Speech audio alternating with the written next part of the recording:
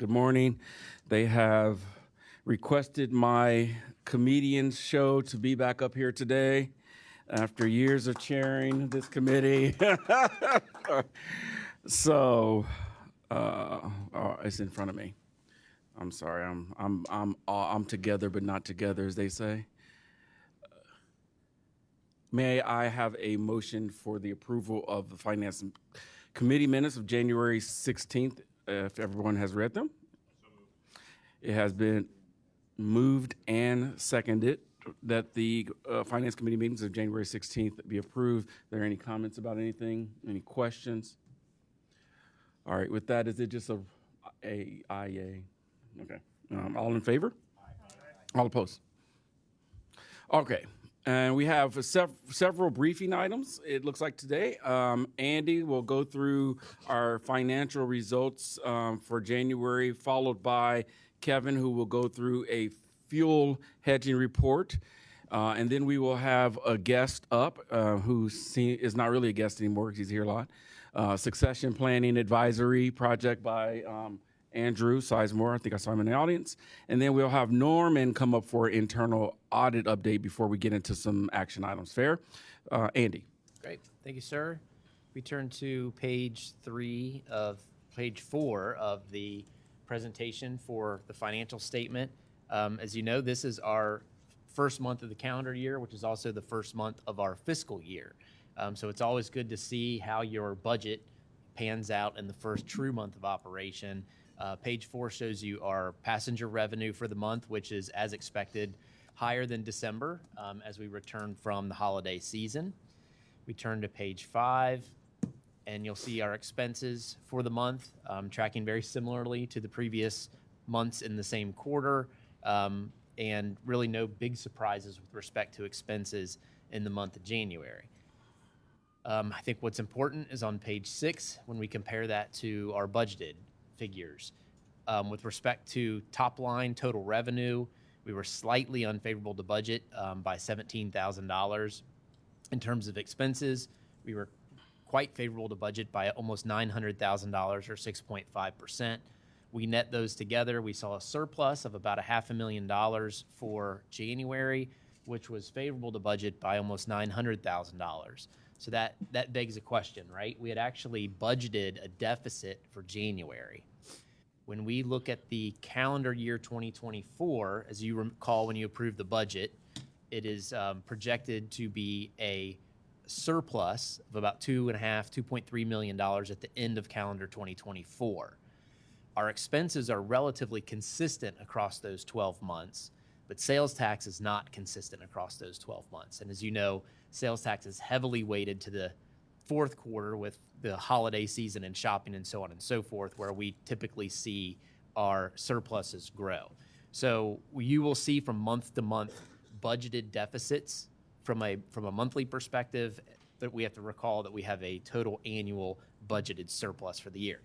So with all that being said, to start the first month of the year with a positive actual surplus is good news. And we're very optimistic about meeting the rest of the targets for the last 11 months of the calendar year. Ridership was off by about 11.6%. You have a question? No, that's what I'm interested in. Okay, yes, ridership. I don't want to steal the thunder from the Planning and Ops Committee, but we had a lot of bad weather in January, and you can see that effect directly on day-to-day ridership with respect to schools being closed, sub-zero days, and also a lot of cold rain in January. So they will talk more about that in the Planning Ops Committee. Not a ridership expert here. So we didn't budget for that weather. Yeah. All right, moving on to revenue. Total operating revenue was favorable to budget by just over 0.5%. Non-transportation revenue was just under budgeted amounts by about $26,000. Our investment portfolio was slightly lower than projected. Counties. The amount in the fund or what the return on the investment? I don't know the answer to that question. I can find out. County sales tax at $10 million is on budget. As you recall, the first 3 months of each calendar year we accrue county sales tax based on the budget. We don't receive receipts until 3 months in arrears. So we won't know what the January sales tax number is until April, and we'll true up at that point. Federal grants were on budget. When we come, yes, sir. This is a small thing, and I guess it's probably into the expenses. But I noticed on the last slide that the empowerment fund was shown at 0. Or is that because in 24 we're absorbing that into our? It's not a spend out. We're absorbing that into our overall budget. Is that right? Correct. Okay. So with respect to the empowerment fund, that's the Everybody Rides Metro fund. There are dollars that are currently sitting in the 501c3 account for ERM, and we are spending those dollars down. So that's not reflective in our budget. Once those dollars go to 0, you'll see that show up as an expense on our budget. Thanks. Yep, great question. All right, wages and benefits were favorable by about $328,000. Fuel was favorable as well. Kevin will talk a little bit about our fuel report for the month. Pretty significantly favorable, 17.6%. Parts and supplies, I think we've budgeted more accurately for 2024, so we're seeing that slightly under budget for the first time in a long time. And all other favorable to budget, largely related to timing of projects. We showed, I think the expenses were 700,000 higher than December, but we were 300,000 favorable to budget. Is the big swing there more people? What's the problem with that? Yeah, so exactly. So the entire organization, all 1,000 plus people, we budget for wage increase effective January 1, right? So the timing of those wage increases might not coincide with the start of the fiscal year. We turn to page 7. This is just the roll-up for the month. I think I'll just track straight to the bottom line there, where you can see, again, that we had budgeted a $419,000 deficit and wound up with a $458,000 surplus. With that, we move to the investment reserve summary. I guess before I do that, any other questions about the P&L? Just quick, the county taxes, since they're they're in arrears, was the one that's indicated here through December? So what's Or is indicated? it for November? And how does that work? I'm just trying to understand that. Yeah, what's indicated here is what is budgeted based on the Oh, UC projection for okay. January.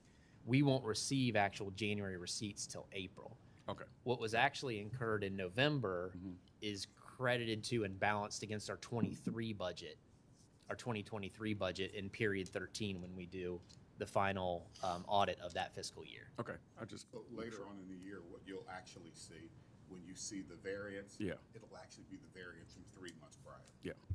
Yeah, so we get receipts every month, but we budget it for the month that actually happens, which doesn't happen for 3 months Thank later. you. Thank you. All right, page 8, investment reserve summary. Not a lot of change since last month. We're at $173 million total all securities.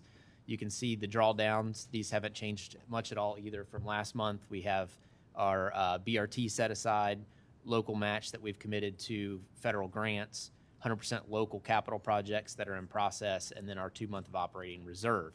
We're starting to sync up our reserve with our future plans, and those two things are coming together nicely. We're projecting just a $2.8 million surplus at the end of calendar 24. That concludes the financial summary, unless there are any other questions. Anybody want to give Andy a hard time? Okay. No. Thank you, Andy. Thank you, Andy. Thank you all. Kevin will grace us with a fuel hedging report.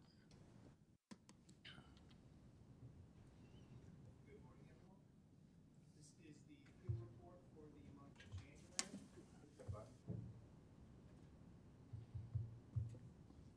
Good morning, everyone. There you go. All right. This is the fuel report for the month of January. And as you can see, market prices have dropped since our last report out, which was October. We're currently coming in January fuel purchases at $2.34 a gallon, which is a drop from $2.90 a gallon. So we saw major movement in the market between that time period. For the month, we had a small gain to budget of $17,000 on the hedging line. So things are tracking there, which takes our net fuel cost per gallon down to $2.27 in the month, which is compared to a budget of $2.73 which Andy noted is driving a very nice variance to budget in the month of $128,000 for fuel. For the remainder of the year, we are just over 2.4 million gallons hedged, or 93%. And we are continuing to build out the 2025 hedge book. We're just under 1 million gallons, or 32% for that year. Short and sweet. Any questions on fuel for the month? So I guess we're hedged at 32% and 25 because we think those prices are still coming down? Well, each month we try to build that book consistently, so we're not stuck trying to buy a big glut in one particular time. So the general rule is we add each month a couple contracts here and there, and then if we see positive movement in the futures, we will load up, if you will, or we will buy more at that period, or vice versa. If they are not favorable, we will tend to hold off. But as a rule, and where the futures are right now, we're slowly building that each month. So anticipation would be the next time I come up here in 3 months that, will be, 50% or some level of 25. Right, I guess maybe I'm saying different. We're continuing to not hedge to our full extent because we think prices are coming down. Yes, we try to take it slow just in case we can take advantage of that in the future. So we wouldn't necessarily buy, as of today, we wouldn't buy up to that level, right? Just in case there's some positive movement. Because we expect it could be positive. It could be. Otherwise you would do it. Okay. Yeah, right. All right. Yes.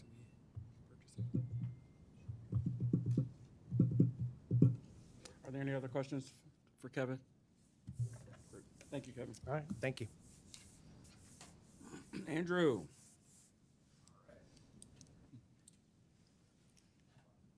Good morning, everybody. Good morning. All right, I'm here this morning to present on the Succession Planning Advisory Project, and you might note that it does say advisory, not audit, so I'll kind of start with what does that mean in this context. So when internal audit comes in and does an advisory project, what we're really looking to do is kind of take a proactive approach to a program or objective. So rather than kind of take a historical look back at something, we're kind of in the weeds now, trying to give some recommendations to further strengthen a program, maybe as it's currently developing. And so really what this allows us to do is give some feedback early on rather than after the fact. So it's kind of like a precursor for a future audit in some regards. Succession planning was identified as part of the risk assessment that had been done in early 2023. That's kind of why we took a look at the line item of succession planning. And then the specific scope that we kind of covered as part of this project, which had some methodology very similar to one of the audits we would do. We essentially looked at compliance. We looked at effectiveness of planning objectives. We looked at documentation and communication. We looked at overall succession planning governance, integration with other HR activities. And then we looked at data security and confidentiality, meaning this is some sensitive data, where is it stored, how is it protected, as well as overall continuous improvement. So we essentially did have 4 observations that we made as part of this project. I'll start with the first one. The first one is kind of ranked moderate, which just means that we suggest that some sort of action be taken essentially in the next 12 months or so. It's nothing urgent. But in this case, what we identified as part of our proactive examination was that the overall objective of the program would be to have executive leadership team and senior leadership team succession plans identified and documented. Where the program currently sits, the executive leadership team succession plans are fully established and in place. It just needs to kind of trickle down to the senior leadership team at this point. And so there are some items kind of already in movement and in place. That's just kind of where the program sits currently. So our recommendation is pretty straightforward in this case.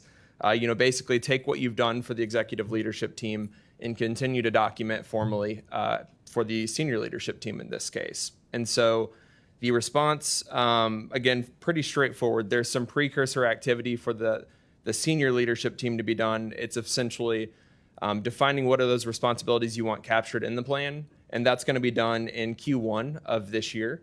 And by Q2, they believe that the formal planning documents themselves will be formalized for the senior leadership team. So definitely have confidence that those are in motion and will be wrapped up relatively soon. But this is more of a completeness type observation in this case.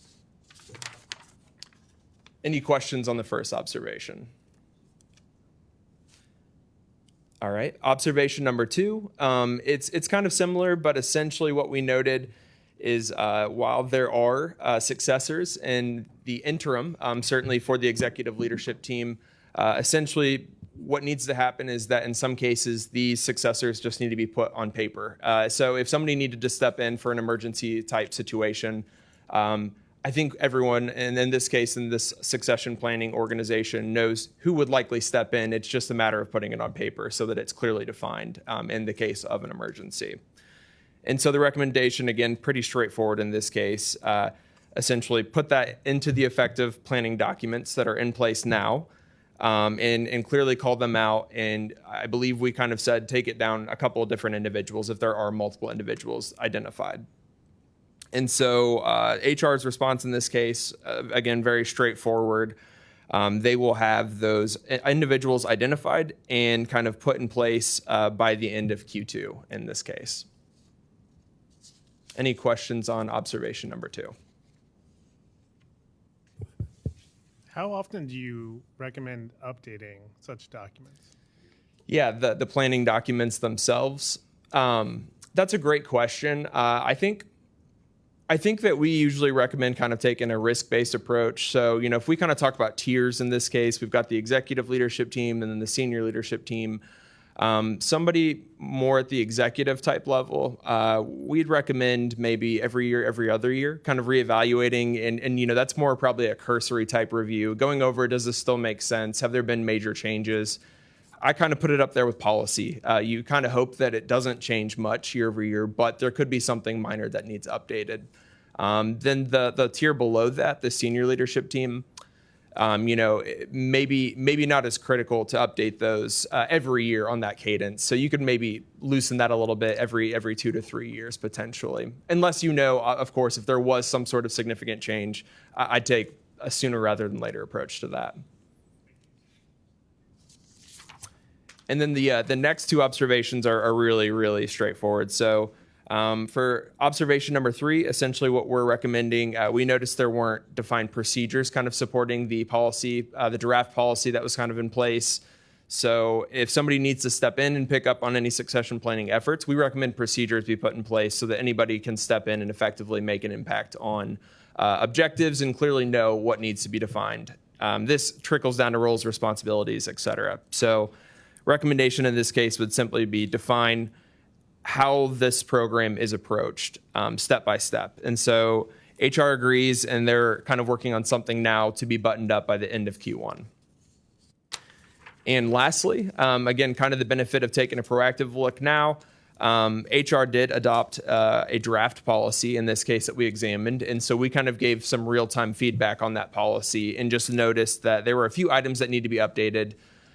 So there are some items just to make sure we have relevant references and other things and are consistent with other policies we've seen here at the organization. So we kind of took a holistic approach at the policy, went through and called out any items that we believe needed to be updated again to remain consistent with other policies at the organization and in the HR department. This one's just informational. It's just a nice to have and can be updated at any given point, given that the policy was in a draft state when we took a look at it.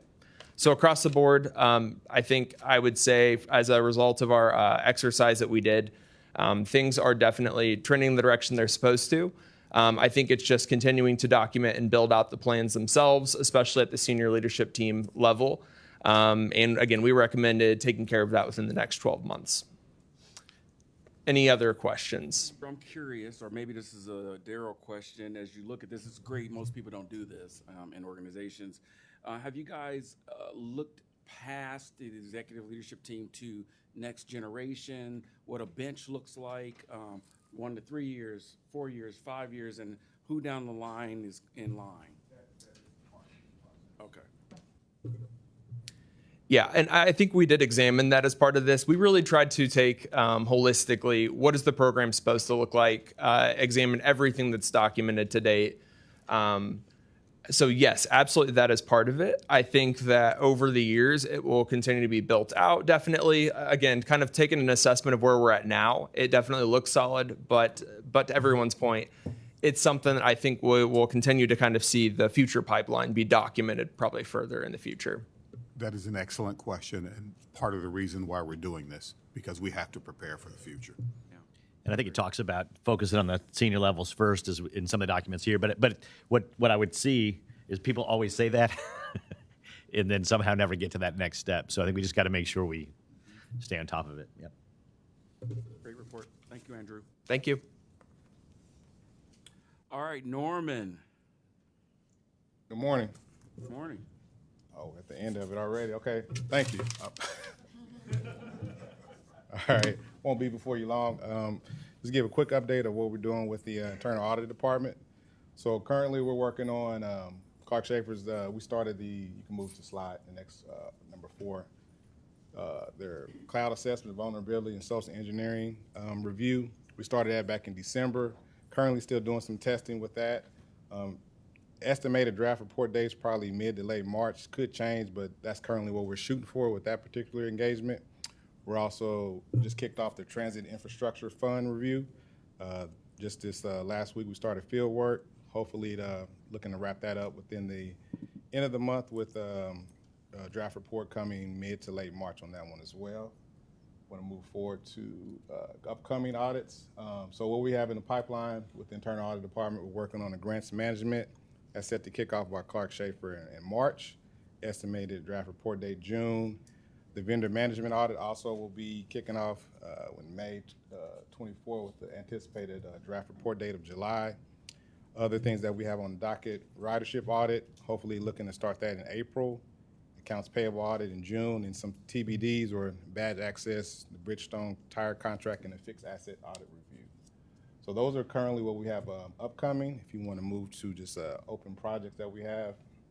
So right now, Clark Schaefer is working with us to develop an audit charter. Basically, we want to put the functionality and responsibilities of audit on paper, so it's very clear the direction of what the internal audit department will do here with SORTA.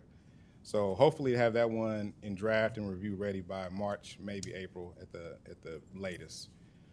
We actually also rolled out our audit software with Teammate Plus, so it's an electronic work paper system that we're using. We'll also be using that to track our responses, remediation, audit planning, risk assessments, all housed in one software.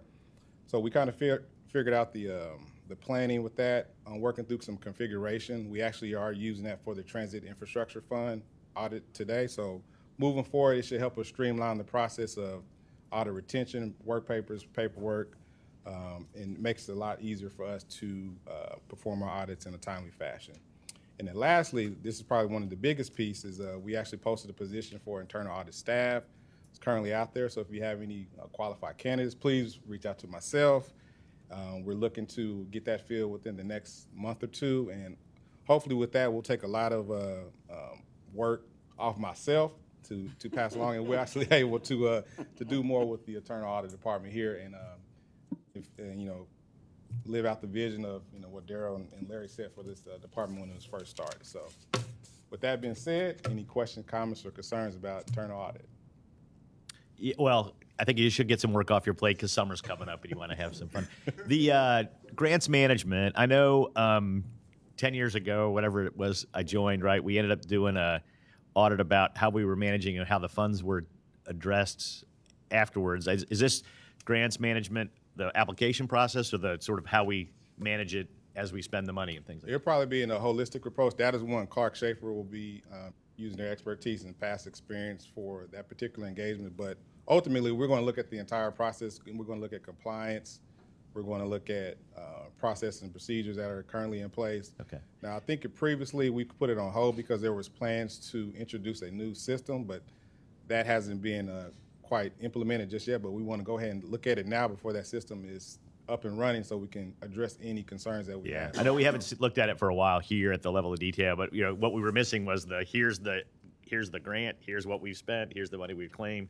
And we found out where we had that $8 million that we weren't really sure where it belonged. It was good news at the time, sort of, but would hate to get back into that situation. Yeah. But thank you. We're doing great. Right. Thank you. Any further questions or sorry. comments for Norman?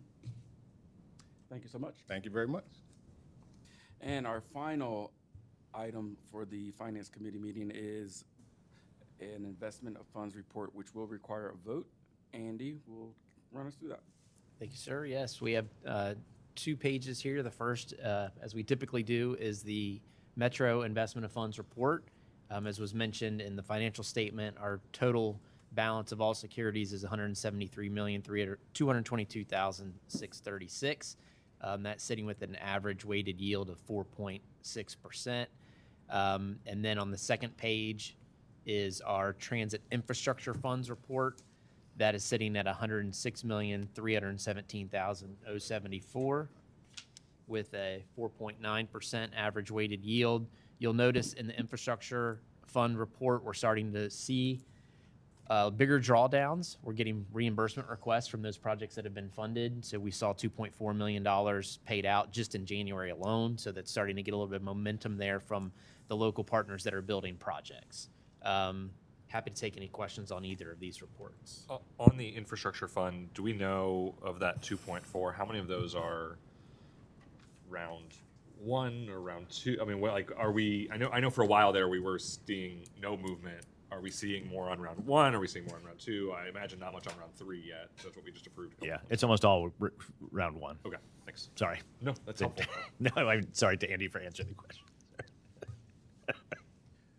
I guess the question, I know we moved things out of the overnight into the longer term stuff, and we have that funny inversion right now. So that cost us some money, but it's being conservative to make sure we lock in. That's the idea? Okay. Correct. Correct. Thank you, Andy. Thank you. Natalie, is this a roll call? No roll call, just motion and second. Praise Jesus.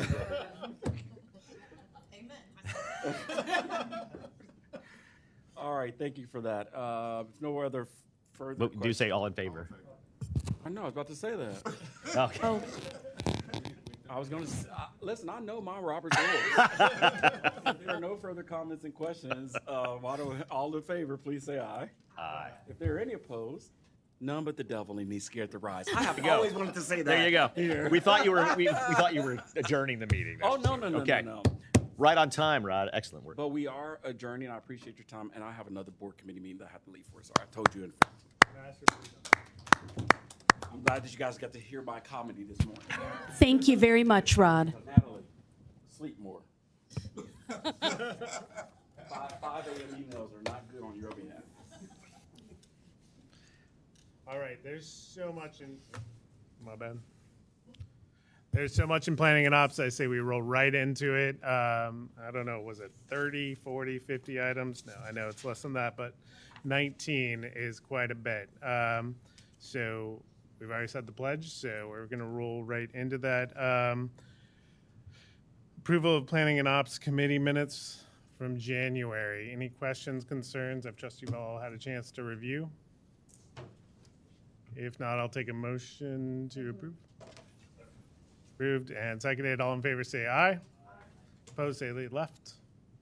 All right, so minutes are approved. We have 6 briefing items, starting with Park and Ride, and that's you, Khaled.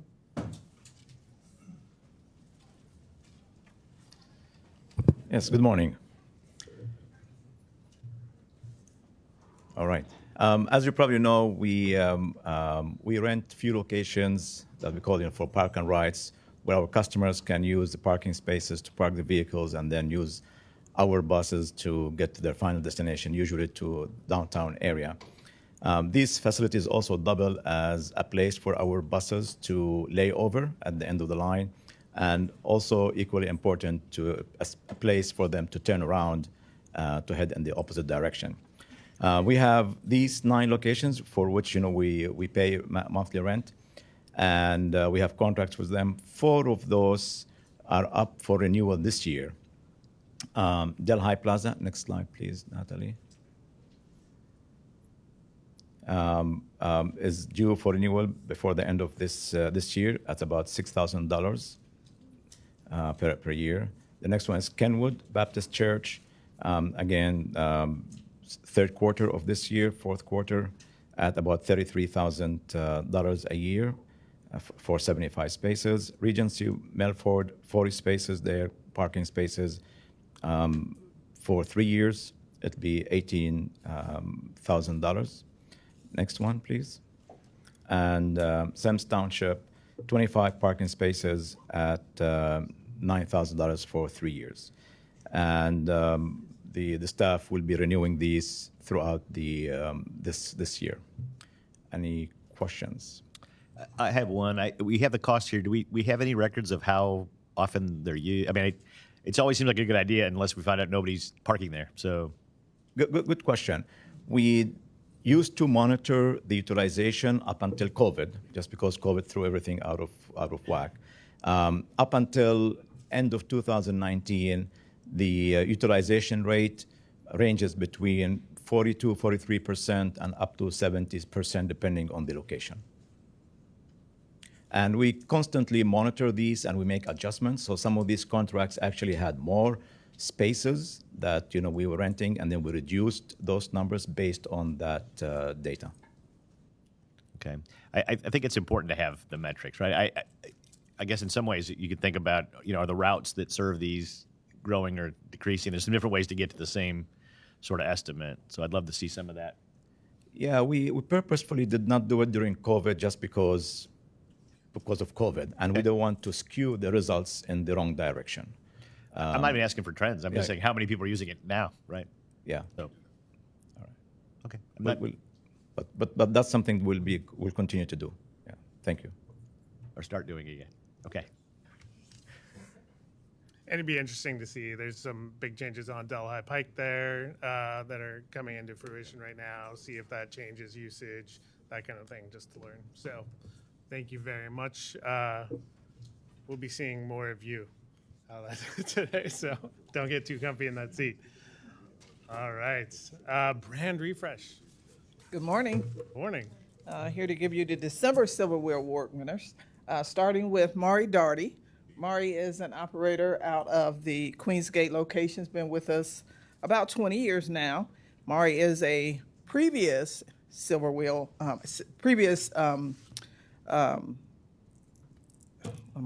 previous winner for the Operator of the Year.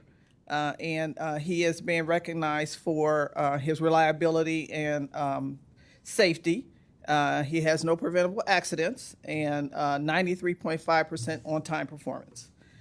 Next, we have Terry Bailey. Terry Bailey is a Bond Hill Operator of the Month. Terry Bailey's been with us about 6 years now, has no absences, and a 93.1% on-time performance and 0 disciplinary actions. So congratulations to both of our Operators of the Month. Next, we have our Queensgate Maintenance Employee of the Month, which is Rick Searman. Rick is being recognized for his job knowledge and integrity.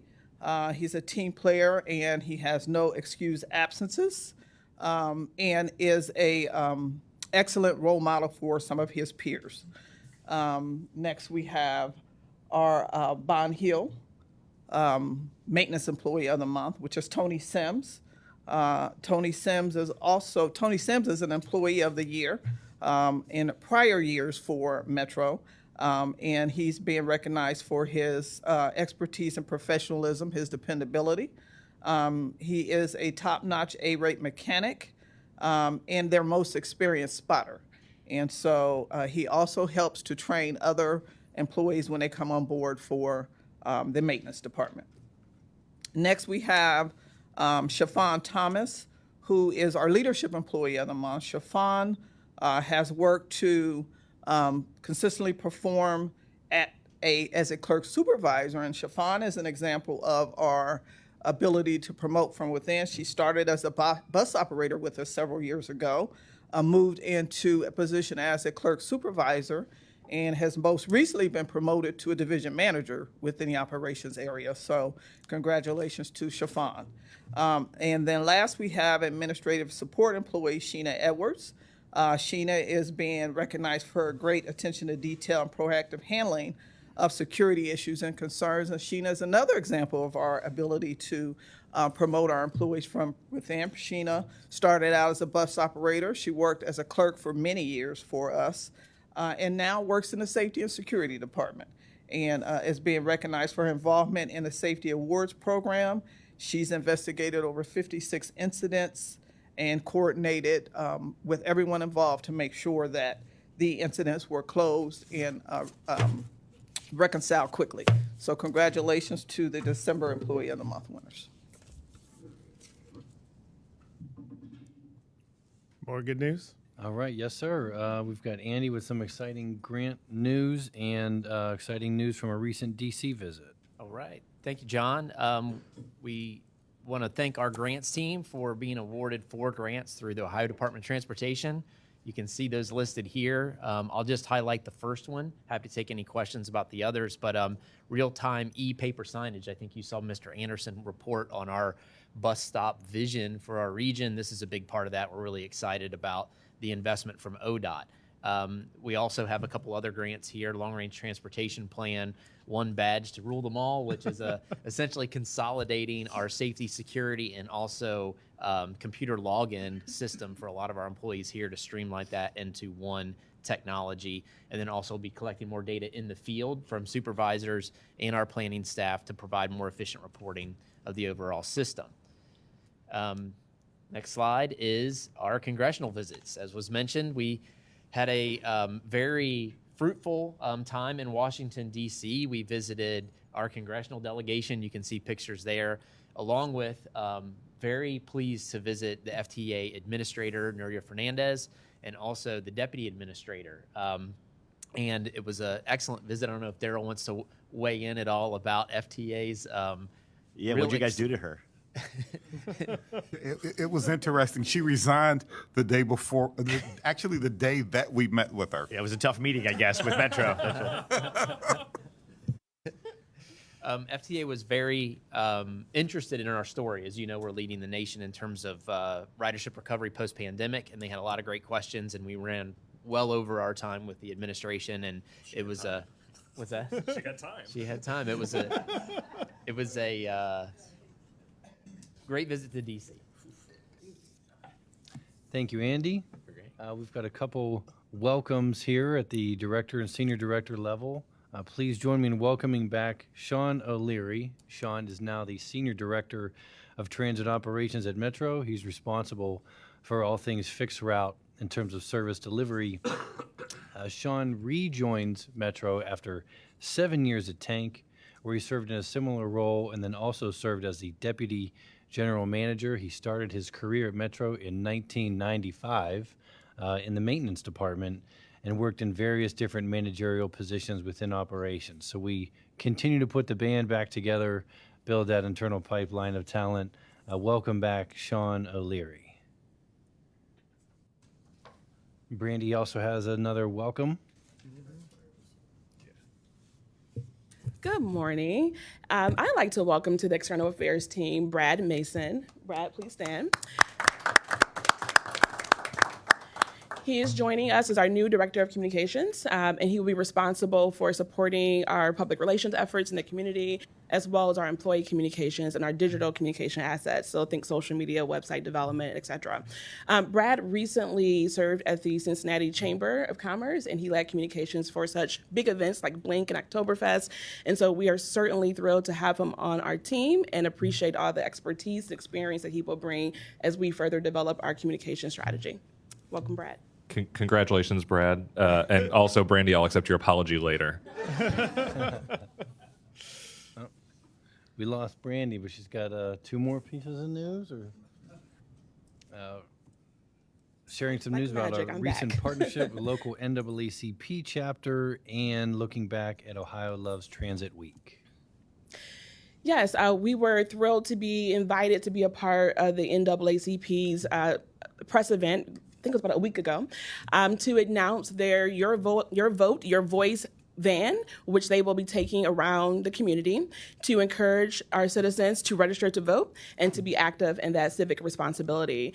Our CEO, Daryl Haley, joined to speak and shared with the community that Metro will be providing free bus service on Election Day, so for the primaries in March as well as the election in November. So we want to make sure that we're doing all we can to remove transportation as a barrier for our community to exercise our civic responsibility. So this is certainly a initiative that we're proud to be in partnership with. This past week was Ohio Loves Transit Week. We're hopeful that everyone was able to get out on the bus and take a trip. And also, it was an opportunity for us to thank our elected officials for their continued support of public transit. We sent letters to all of our local and state elected officials with a bus pass, inviting them to take a trip and talk with their local constituents to find out firsthand how Metro is helping to meet those needs, connecting our communities to jobs, to healthcare, to other social service destinations, as well as education.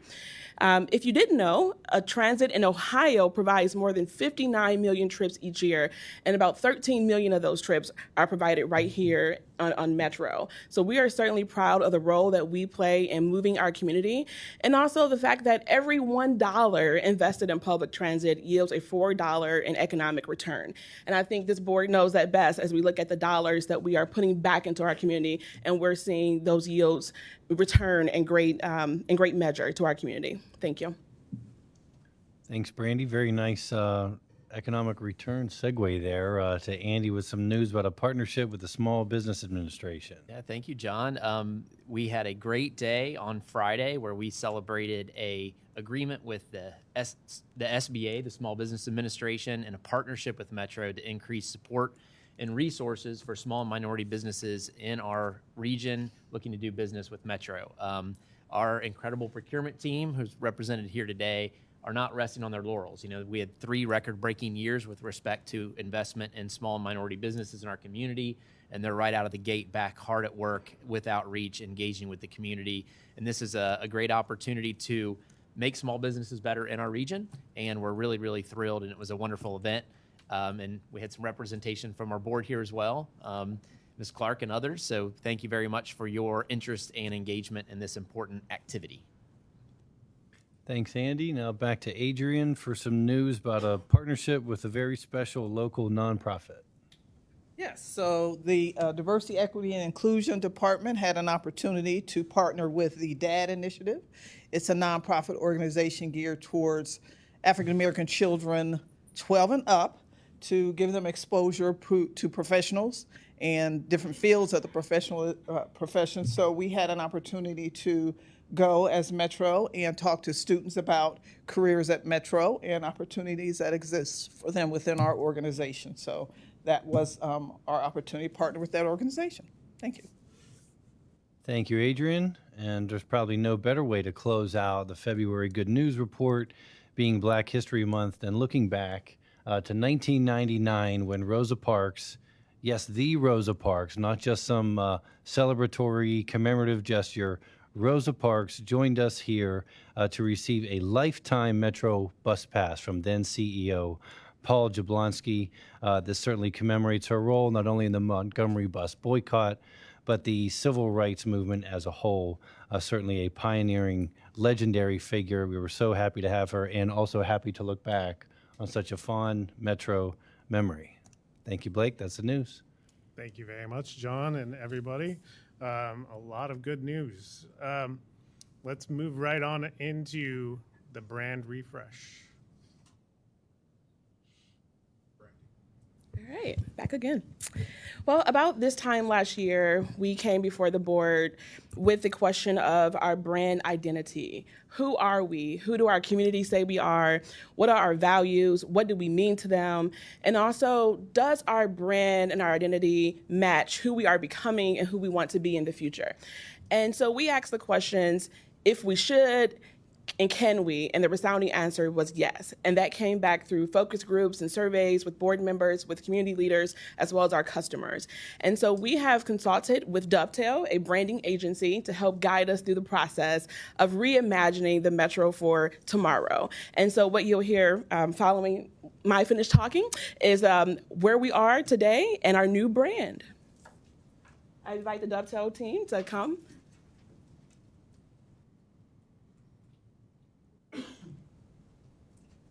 Thank you, Brandy. My name is Jennifer Schmid. I am a Senior Brand Director of Brand Strategy and Account Management at Dovetail, and these are my colleagues. I'll have them introduce themselves as well. Good morning, I'm Sydney Clarich. I'm a brand manager at Dovetail. Hi, I'm Dan Graney, Creative Director at Dovetail. All right.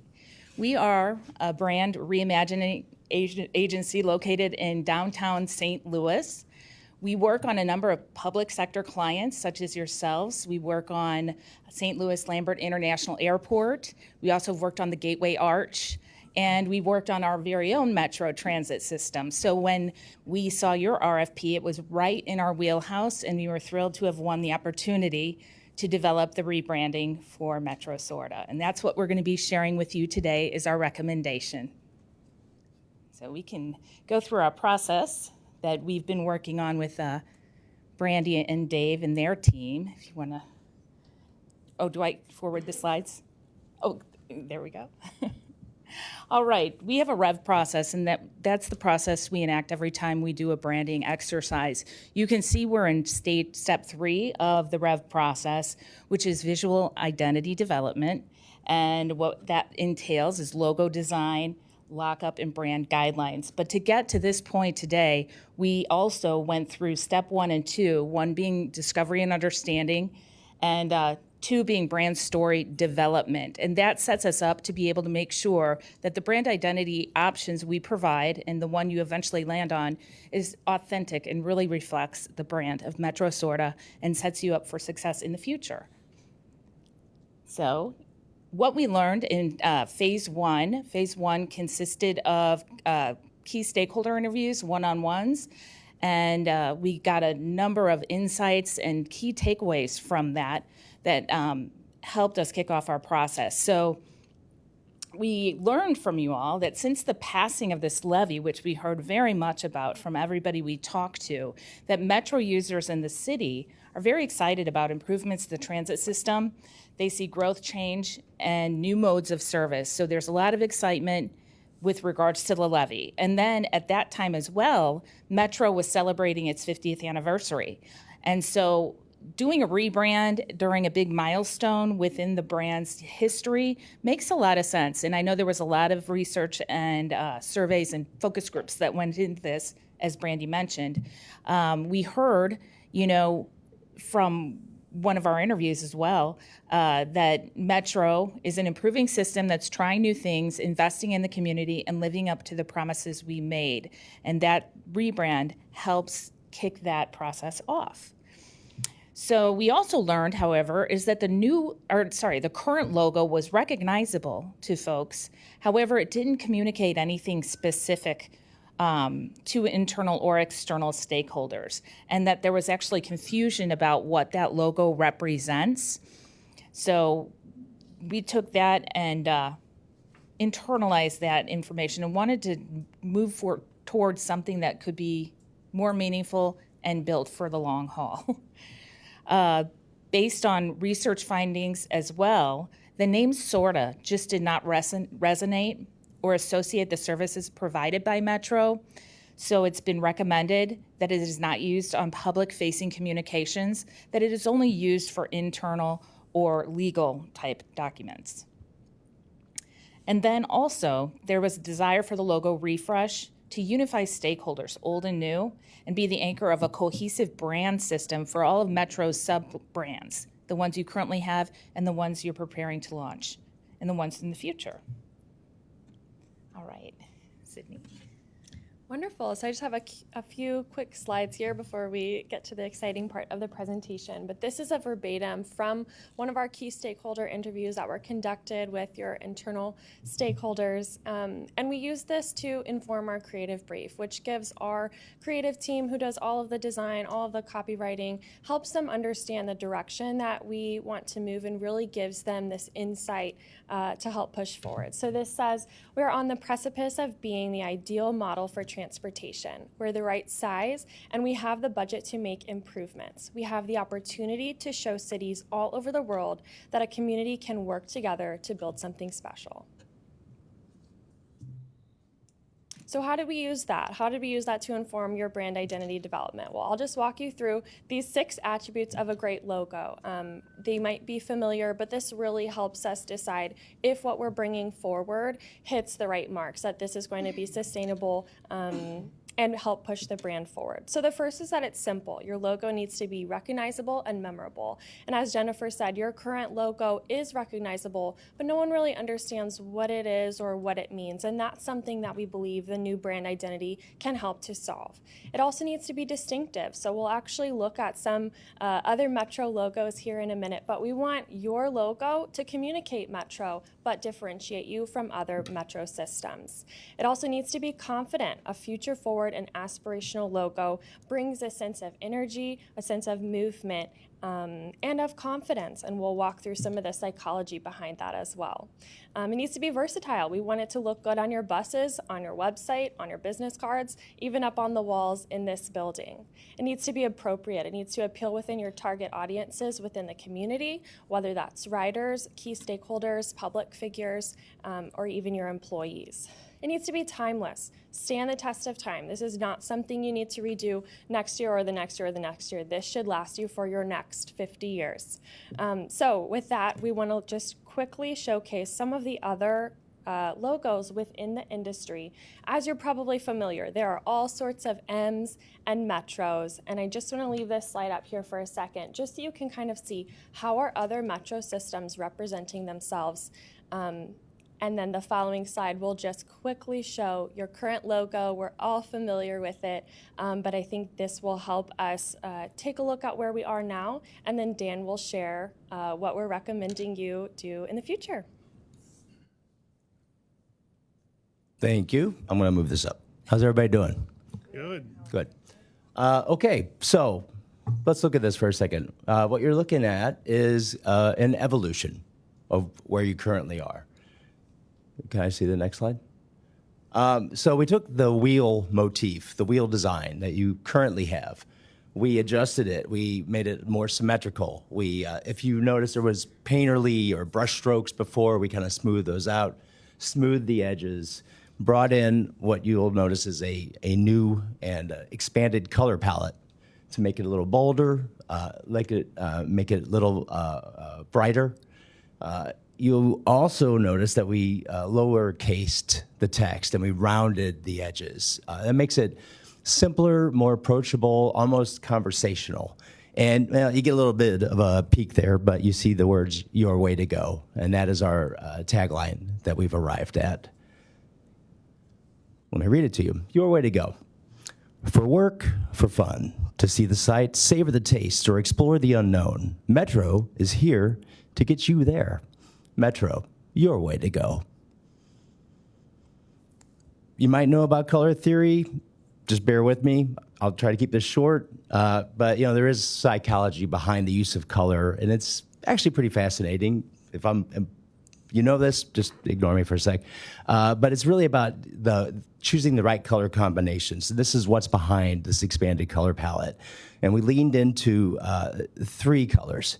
Blues, blue, lapis, and light blue, which blue alludes to trust, strength, dependable, futuristic.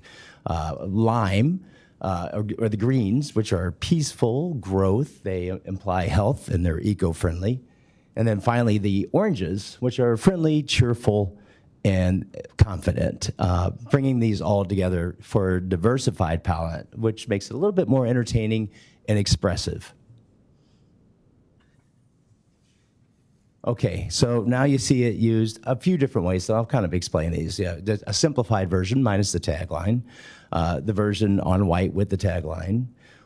We wanted to show how it works with reversing the word metro in white on a gradient background. And then we also went through and did a simplified white version across the color palette. And you see that it works pretty well in many instances. Now I'll show you some swag.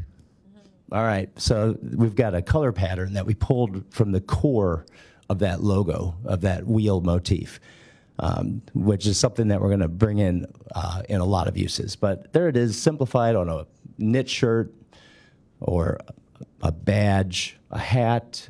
You can see how you can expand it, just show a portion of the logo, works on a coffee mug, or again, on what we call a swag bag, a tote bag.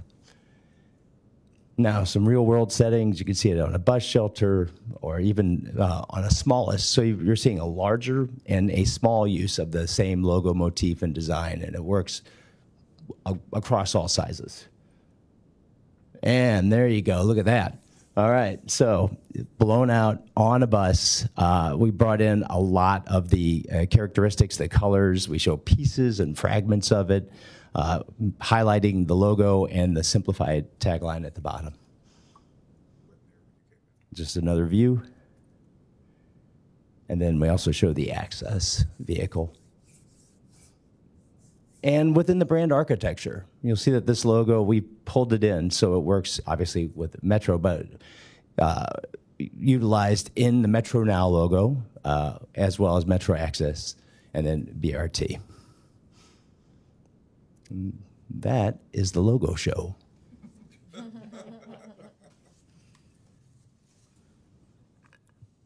Well, thank you, Dovetail. Hopefully you all are as excited about the new brand look and feel. We felt that a new service deserved a new look. And as you all depart today, you will see a new wrap bus out front. So please take a moment to stop by and check it out. And we have some new swag for you. We certainly want you to enjoy and have fun with this very fun and friendly and approachable logo that we're super excited about. So today launches our external reveal. So you'll start seeing it across our landscape, on our social media, on our website, and then slowly but surely as we add new infrastructure improvements like the improvements to our bus stops, 4,000 bus stops across the county. It's a great opportunity as we purchase those infrastructure material to have our new brand and look on them as we're rolling out our new shelters and benches. So all the new investments we're making, this is the right time to do it so that it's cost prohibitive, if you will. And it also creates that excitement as we embark on rolling out a lot of new improvements to our system through the Reinventing Metro plan. So if there are any questions, I'd be happy to take them. Sarah? I don't have any questions. I just want to compliment the team that worked on this. I think it's really exciting and vibrant and communicates just a lively message. I have to say I've been on the board for 2 years, and it never occurred to me that that other logo is supposed to be a wheel. Like, I did not know that. I actually see it. Sorry. My daughter called it a flower yesterday, so. Oh, I was sitting here wondering what it was, because like in the 90s, I feel like I saw a lot of logos that were like people with those sort of shapes. And anyway, I think the new logo actually looks more like a wheel. There's many things I like about it, the tagline, the colors. I love the idea that we'll see all these bright colors throughout the community. I think that's a nice contribution as well to the landscape. So thank you. Thank you. And you're not the only who did not know what that was, Okay. which is one of the reasons why we are going to call it a wheel, because it's a wheel. Thank you, Sarah, because I want to do a segue from what she's saying. I'm concerned that we as a board have not officially discussed it before we saw it formalized. And I'm also concerned about, I love the colors, that's fine. I'm kind of concerned about the wheel, and I didn't catch it. I saw it as a flower too. I'm glad you said that. I'm just concerned that we as a board not discussed it. I'm also mindful of the service area and the people we serve. And when you lowercased it, you took some power away from us. And I'm just concerned about how that look is portrayed in the community. I know that sounds ambitious, but I'm disappointed if I missed a meeting when we as a board saw it and it actually added our comments. Because I know I wasn't part of the interview team, okay? So I have a concern. Yeah, I know we knew the project was happening, right? But it's gotten We to a knew it was conclusion going to without happen. our, We without gave our awareness. approval Yeah, that's fair. to That's right. explore it. That's We right. did not give approval that this is the final product. Yeah. But my understanding is that this is going live today. Yeah. Is that right? Yes, that is the plan. Okay. I hope this is not our continued practice. No, I think this is one because it wasn't a specific spend to it that it didn't come here. But how that's this fair. came down. Yep, that's a fair comment. So I would like that to be added to the minutes. It is something so long standing without opinions, but so I do understand that. I like it more or less. I like it. I feel bell bottom themes every time I look at those oranges, but I don't know why that's what I think in my mind is 70s, but I like it. I think maybe the most, I like the visual identity. I think maybe the most important clarifying piece from all of this for me is the distinction between SORTA and Metro. That has been a confusing thing for our community for a long time. We as a governing body are SORTA, the service we provide is Metro. And so even just thinking about that on that wall and that on that wall and how the community engages with it, I think the clarity you've provided here that our external brand is Metro. And I know that that's been true and a confusion for internal staff and for external stakeholders. So that clarity and make sure we communicate that really effectively as we roll this out, I think is really important for folks not to just talk about SORTA Metro or I work at SORTA, I work at Metro, I'm on the board of SORTA, we run Metro. Like all of those things are confusing, and giving the consumer and sort of our stakeholders clarity on that is really helpful. So thank you for doing that very clearly here. Thank you, Pete. And that was one of the main reasons that we embarked on this project. And I know we had heard feedback from the board in particular about, are we SORTA, are we Metro? People don't know what SORTA means and all that kind of thing. And so what you will hear me say, and moving forward, is that you are Metro's Board of Trustees, and we'll refer to you all as Metro's board to give the brand equity to Metro. And that is what that original feedback that the consultants brought to the board last year shared, that the brand equity was in Metro, not SORTA. And so that's why we're moving to that stance. Also, it was important to us as we looked at the refresh that it was a evolution, not a revolution. We wanted people to still look at the logo and know that this was still the same Metro, if you will, and we were not a completely different company. So it is just a refresh of our brand, of adding the colors and changing, taking off the circle, if you will, but it is not a completely new logo. It is a refreshed brand identity with a refreshed tagline. I want to be real clear. I know that we needed to rebrand. That's been, in fact, I was one that talked about it. People would actually speak with me as Metro, not SORTA. So I understand that. I like the tagline, even the portion in tagline you said, work and fun, but you missed that there are other needs that are more prominent. If it's just the work people we're going after, but we are going after those who need to have medical care, whatever else, okay? So I would want to tweak that. So I want to be real clear that I'm not against us refreshing. That's what we embarked upon. I'm glad we finally got a good tagline. With a little tweaking, I would feel better. I think I'm more concerned about your process. And that it's here, bang, you guys love it or just accept it. I hear you. Understood. And we'll certainly follow up with you to make any adjustments that are needed. We appreciate your thoughts and input on that. Thank you. All right. I have one ask. Could you send out some talking points to the board about this that really say, distill it down? Because remember, I'm a data analyst. So if I start trying to pull everything out of these slides to tell people about the refresh, I'm going to start swimming around in color theory and maybe not doing a good job with it. I really like the color. I like the, and again, I don't know how to, simplification of the wheel. It's attractive looking at it. I'm very curious about the wrap that's downstairs and going to see that. And I think we should continue to talk about anything we might do in the future. I know I had some other ideas in the interview a couple of years ago that I still think are good ideas. Again, I'm a data analyst. So thank you very much for your work on this, and let's keep moving through the agenda so we can go see that boss. Absolutely. Thank Thank you very much for your comments, and thank you for your work. Right. Thank you all. All right. Ridership report. Is that Matt? Oh, nope. Mark.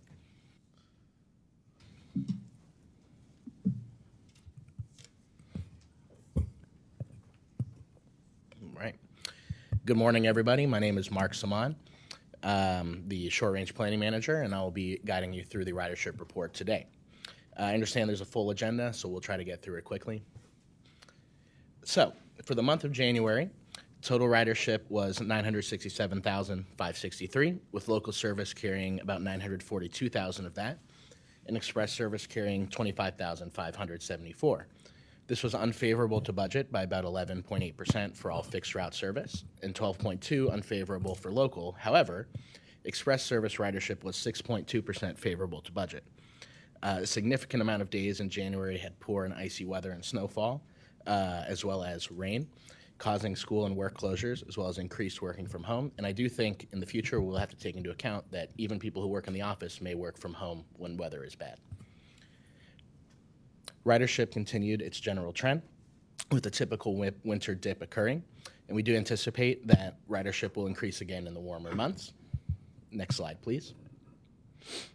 Average weekday ridership on our fixed route service was 37,500, unfavorable to budget by 14%. Average Saturday ridership was 18,000, which was unfavorable to budget by 17.7%. And average Sunday ridership was just shy of 14,000, which was unfavorable to budget by 6.8%. And as a reminder, New Year's Day was considered a Sunday for ridership purposes. Local service achieved a productivity of 15.5 passengers per hour and a cost recovery rate of about 10.2%, right on the KPI. Next slide, please. Express service achieved a productivity of 7.2 passengers per trip and a cost recovery of 12%. And as a reminder, this is the first month that we are no longer running the 42X commuter service from Westchester. That has been taken over by Butler County RTA, and they had been paying the full cost of the route prior, hence the dip. On-time performance continues to rise month over month, with an on-time performance, total on-time performance of 78.3% in January. Local was slightly higher than that, and express was slightly lower than that. Missed trips continue to fall. In January, we had 659 missed trips, running exactly 99% of our scheduled service. And as a reminder, a missed trip does not necessarily mean that the bus did not go out. Many things can cause a missed trip, including a route that is running more than 15 minutes late. We do consider that to be a missed trip if it hits a time point 15 minutes late for whatever reason. Here we have the missed trips by day. That spike on the 19th coincided with the heavy snowfall. And next slide, please. And now we have it by average, by day type. So Friday continues to be the highest day, and that also coincided with the snowfall. All right, Metro Now. So our Metro Now service, which did launch at the end of May of 2023, ridership does continue to rise month over month. In January, we moved 4,771 riders in the two zones, and the on-time performance for pickup was 98%. So weekday average ridership ticked up to about 175.7 riders. Saturday ridership was at 113, And Sunday average ridership was just shy of 100 a day. Now, access. That's, we have 8 vehicles, 8 Metro Now vehicles. Say it again. How many vehicles do we have in Metro Now? 8? Active vehicles, good question. 14. Okay. Yep. So that's, And not all are out at the same time, but trying to figure out how many that's 6 a day per vehicle or something like that. now on to access. Access ridership in the month of January was 14,659. Mark, one other question. I'd love for you to, I know for a while we were saying where the Metro Now vehicles are going. Mhm. I'd love to have that added back in if we could get that. The that heat map with the destinations. Yeah. All right. Noted. Access ridership in the month of January was 14,659, unfavorable to budget by 2.9%. Weekday ridership, and this is total ridership, not daily. Weekday ridership was 13,314. Saturday ridership was 499, and Sunday ridership was 846, with the reminder that New Year's Day was considered a Sunday. Next slide, please. There we go. Here's the access ridership month over month from the past 4 years, similar to fixed route. And it generally does follow the same pattern as fixed route, except for the summer dip. Next slide, please. Oh, on-time performance. Access on-time performance rose to 91.3% in January, and I believe that is the highest for the past 12 months. So good work there. Access productivity was 2.05 passengers per hour compared to a KPI of 2.2, and the cost per passenger was $66 compared to KPI of 55%. Next slide, please. So these last few slides contain route level information. We typically do not go over them in the meeting. They are in your packet, but I did want to draw attention to Express Route 22, which launched in December, and in January had its full first month of operation, and it is currently our most productive express route. Thank you so much. That goes from where to where? That connects the Glenway corridor to the Madison Road corridor by skipping downtown. Want to make sure we're eating. All right. How many days were affected by weather? Well, there was the snow and the cold, and then there was the torrential downpours. 10, 12 days of the month.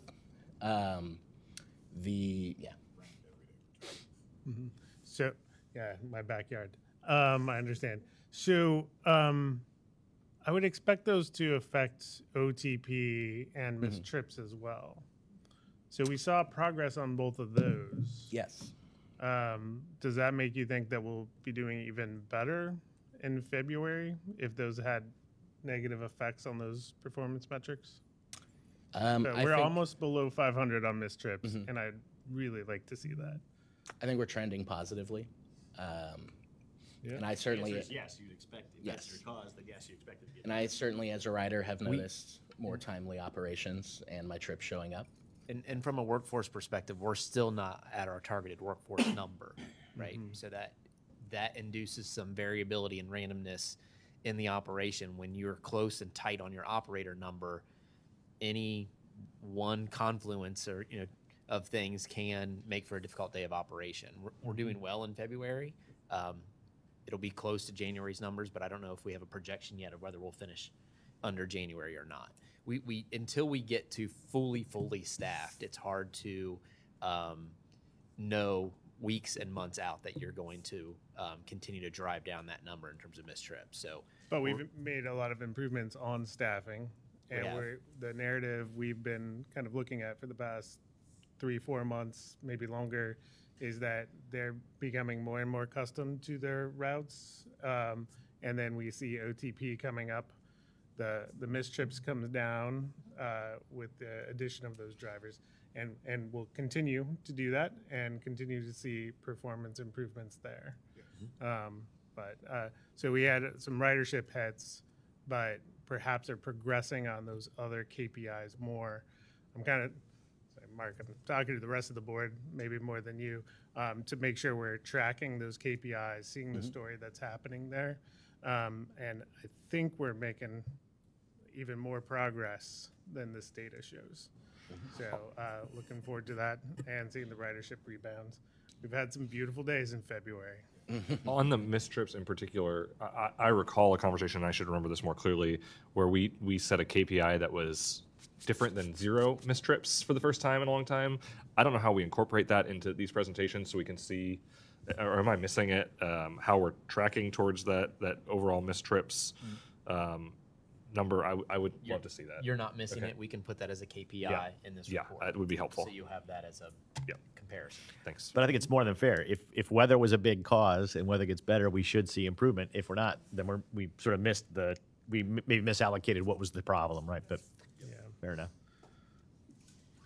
There was a time when being over 500 missed trips was seen as a very severely bad number. So, we want to keep pushing that down. And I think we're doing the things to get there. Yeah. Thank you very much, Mark. Thank Got you. Many more things, unless there are other questions. Okay. Fewer days in February, so help you. These beautiful days, they're good for many reasons. All right, red bike update, Andy. All right. Thank you, sir. This is a follow-up to an issue that Mr. Metz brought to the board a couple months ago.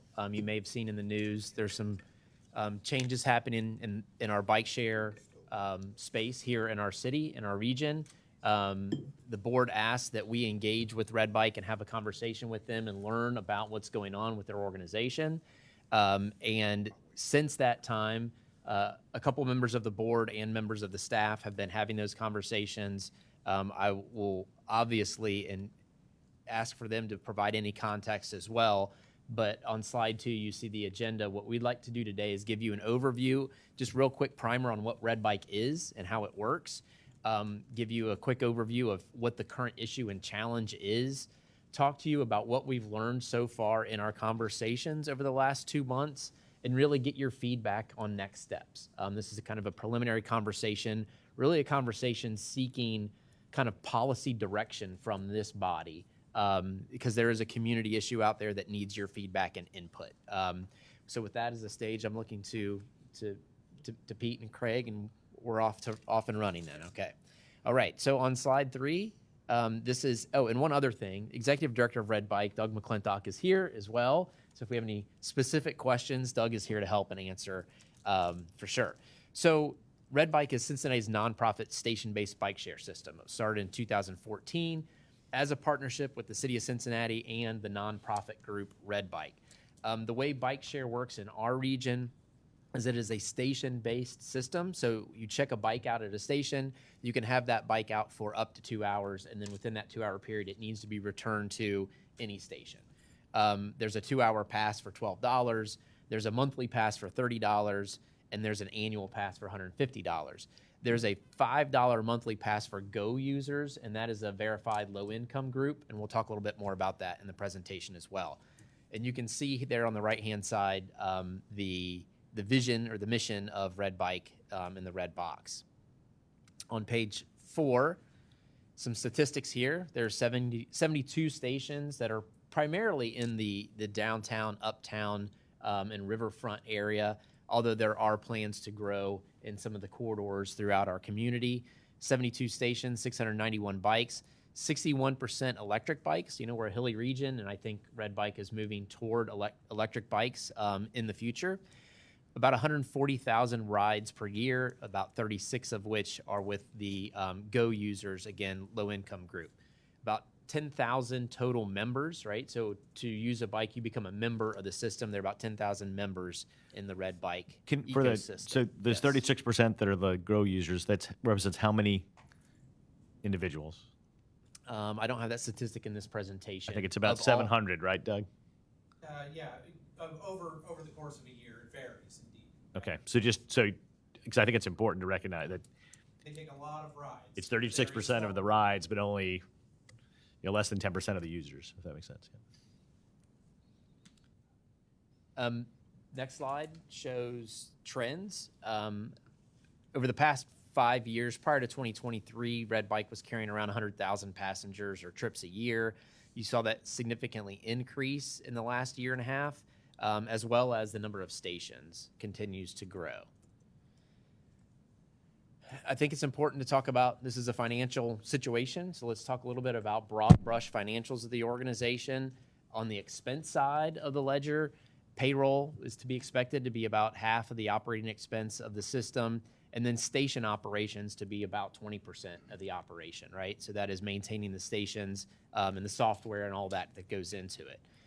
On the revenue side, fares or passenger fares represent about 40%, and then a sponsorship model has been the foundational funding model for the organization from 2018 to 2022 that represent, again, about another 40% of the operation. These averages that you're seeing are from that 5-year period of 2028 to 2022, and that is essentially the 2018 to 2022. Thank you, Daryl. And that is essentially how the system was balanced. Moving ahead to slide 7, we kind of see, one of the challenge starts to play out here. In 2023, the major sponsor that was the underlying financial supporter of Red Bike, that sponsorship contract ended and didn't re-up. And also, there was simultaneously a system expansion, right? So you saw the number of stations increase, and the operating expense for the organization also increased. In 2024, Red Bike paused operations. You may have seen that in the newspaper. They're pausing for the winter. Winter is the lowest ridership time in the system, to come back in the spring, but they're actively engaging members of the community, including Metro, to look at what is a sustainable long-term funding model for bike share in the region. That current funding gap, as it plays out in 2024, is about just over $500,000 annually. The next couple of slides are just a highlight of some of the basic learnings that we as a staff have gathered over the last couple months. One is a natural question: who uses the system? This slide is interesting to read. The pink colors are use, and the dark blue color is not use, right?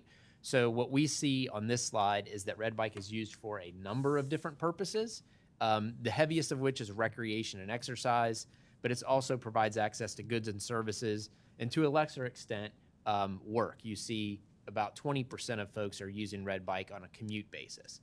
We'll talk a little bit about that in the next slide as well. Before we jump to let's go back to that slide. Thank you, Natalie. Let's talk a little bit about work and school. Red Bike is a station-based system, as we mentioned, right?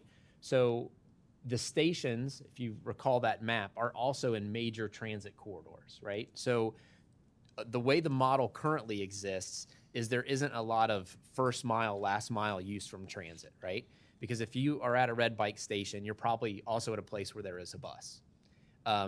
There are other models where, maybe there are stations in the middle of residential neighborhoods or near employment where people can check a bike and, work for 8 hours and then uncheck the bike to get back to the bus.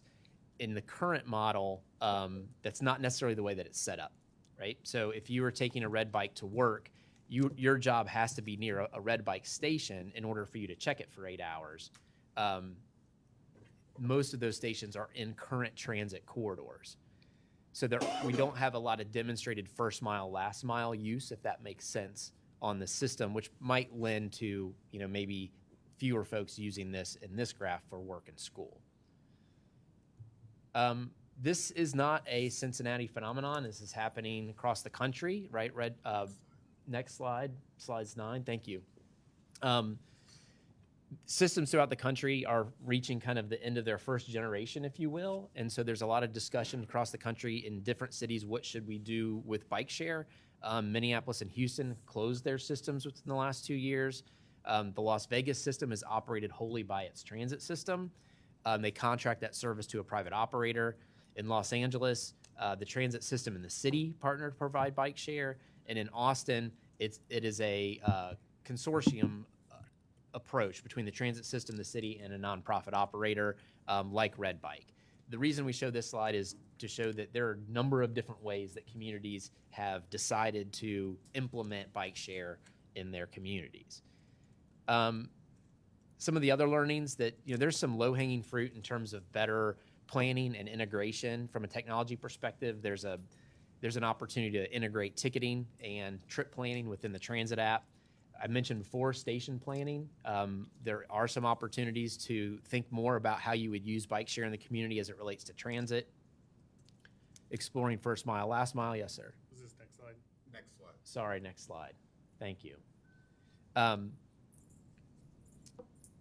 Ticketing and trip planning integration through the transit app is possible. It's not being done today. We talked about exploring first mile, last mile. If you thought about Red Bike as an extension of the transit system, you might plan differently for where stations are located right now. And also we have, rider recruitment, or the idea of growing a car light or car free city, or car free uses in our city. There's some opportunities there as well. With that being said, there are also some serious considerations, I think, for this board and for the community. Reinventing Metro Issue 7, was passed in 2020. Bike share was not part of that original plan. We're about 2.5 through 5 phases of Reinventing Metro. As you all know, we have more fixed route service, more Metro now, and more BRT expenses to come. Any investment in Red Bike, would necessarily be a trade-off between what we have in our future plans for Reinventing Metro. Although not a significant, financial factor, but just a factor nonetheless. We talked about the fact that there's probably an opportunity for the system to be better designed to coordinate with transit. There's also the consideration that part of the system operates outside of Hamilton County in northern Kentucky, so any discussion would have to work that into the context and the plan moving forward. Really, this is, if we move to the last slide here, this is just a primer, if you will, to, highlight what we've learned as a staff. There are clear opportunities for increased coordination and technology planning between the two systems. Beyond that, this really becomes a policy discussion, right? This is something that is not in Metro's currently, plan that we are currently working. So it really take this board to give us some guidance in terms of how deeply should we be involved in this? What are your concerns? What are the opportunities? And we have the folks here in the room that can help answer any questions that you might have.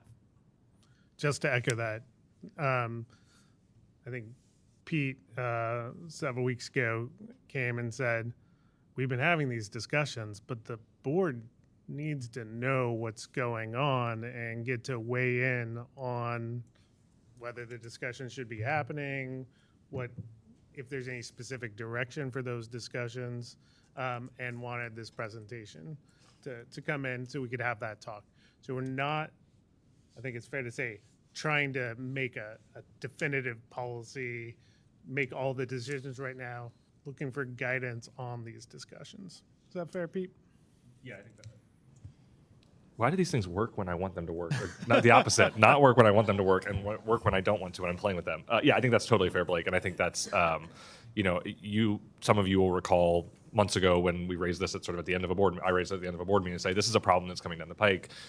We need to be on the front end of these conversations rather to be on the back end, right? This is a system that the organizations who govern our body feel strongly about and have invested and partnered in. And so my approach to this has been that we should know what we want and how we would want to structure a partnership rather than get to a point where it's an emergency and folks are asking us to, hey, do X or do Y. And so I'm appreciative of the staff for the conversations they've had to date and the presentation. So thank you, Andy, for that. I think a couple things just from where I sit. I think there's clear value in our community for having a bike share system that is part of our overall, alternatives to driving transportation ecosystem. I also, it's clear to me from these conversations that there are, I don't want to call them huge, I don't want to overstate the potential here, but significant opportunities for us to align our services and Red Bike services in a way that they aren't today. And they weren't designed to from the beginning. When Red Bike launched, we were also a system of last resort, and we were a system that was failing. We are not anymore. Some of those opportunities are really easy, right? At turning on bike share and bus and the transit app, we could do tomorrow. Doing some of these things around aligning our system for first last mile are a little bit more complicated, but require planning. The hard part is we don't get to do any of those things if Red Bike can't sustain itself over the long term. And so for me, this really comes down to a point where I hope we get is that as a board, we can give staff the direction to start having those concrete conversations to figure out what would it look like for us to be a part of the solution to this funding problem. I stress a part of the solution because I don't believe that we are 100% of that solution. to say nothing of the fact that there's Northern Kentucky operations. I don't think we're all of it.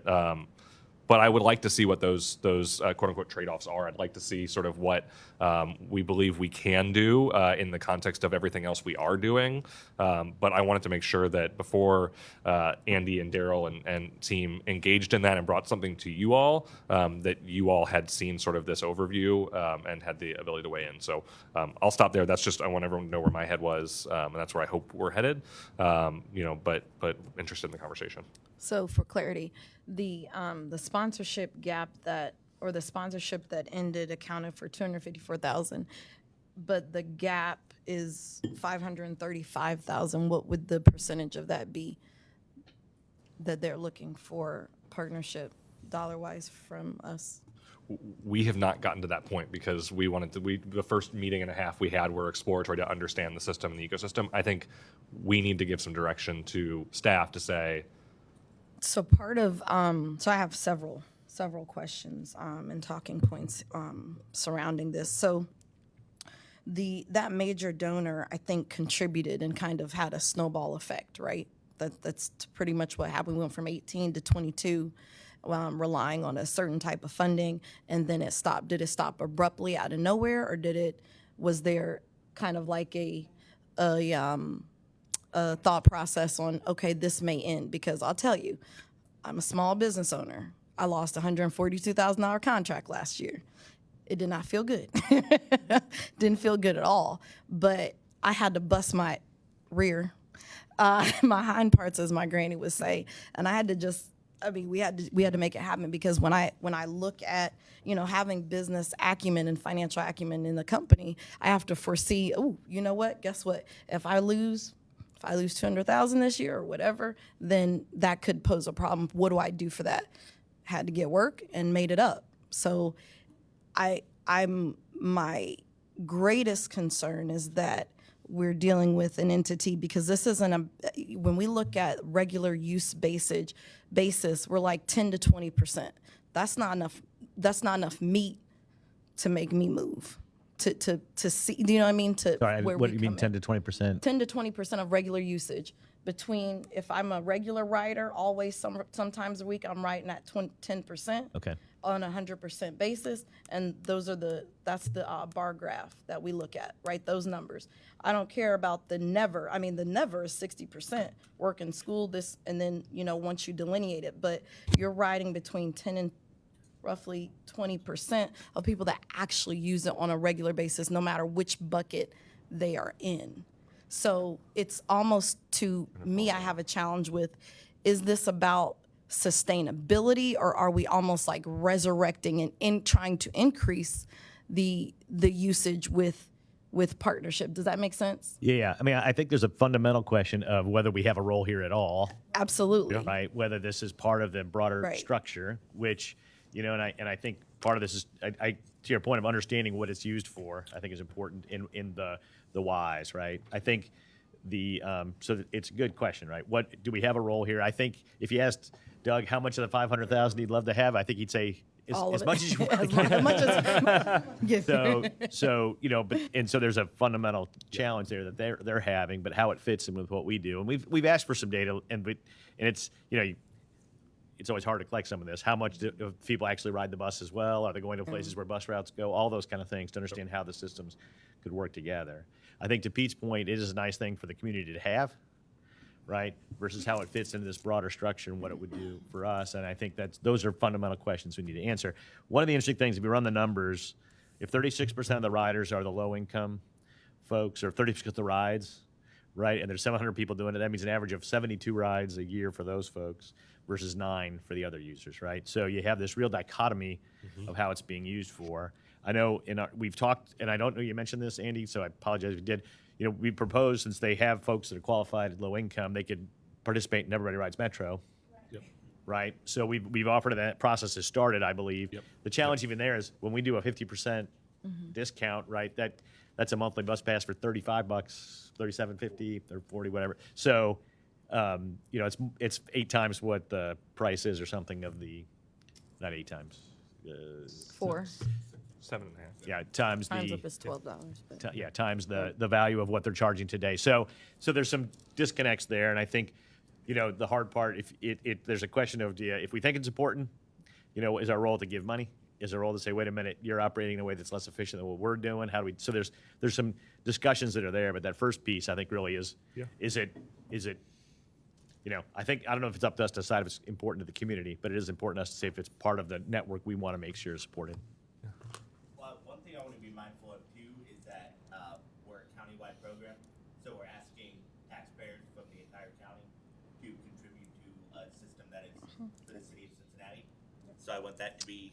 It's not entirely in the city of Cincinnati anymore, is it? No, and there will be growth along Wasson Way and that it touches Norwood.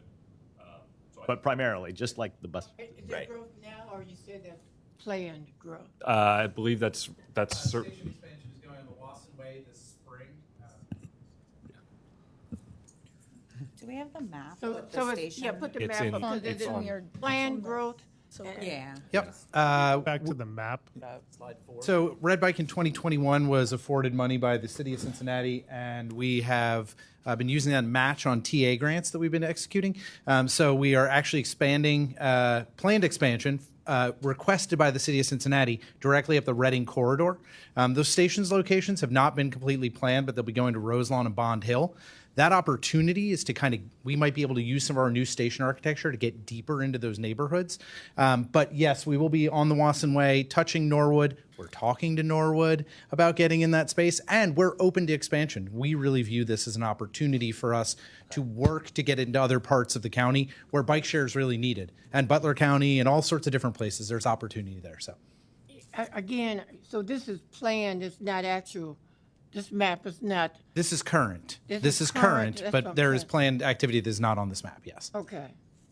I know that many, when Red Bike first started, I worked with the Bond Hill Community Council to try to get Red Bike in that corridor. It didn't happen. We're coming. So the other question is, do you keep track of the demographics of who's using We and where do- they're coming from? We do to the best that we can. We don't have an ability to survey everyone that rides, but that survey is based off of a user response survey. So we had about 700 to 800 responses from that, which for our ridership is pretty good. So it gives you a snapshot, but I can't really tell you for sure demographics. I certainly have some like zip code purchases. We have to report that back to the city for leverage fund support, so I can certainly provide that. But it is where you would expect, where we are to a large extent.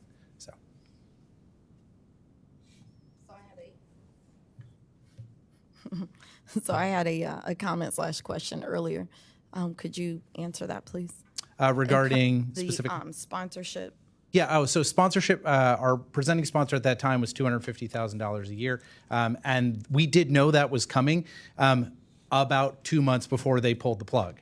The challenge was I was working on this process. I took the position in August of 22 and had been looking at our financials and said we've got some challenges here. That was one leg of our business, and to stand on that one leg for so long has been really problematic. I think this is a problem, to Andy's comment, writ large for our sponsorship model throughout the United States. The way that bike share was built and said, hey, everyone will invest in this in a sponsorship fashion. I talk with my hands and smack mics. And I think that you're seeing that play out everywhere. So we're not alone, but yes, there is a problem. It is built as an incorrect stool. It has 2 legs. We need 4. Fundraising, sponsorship, public support, and fare box recovery. So heard and appreciated. Thank you. Sit back.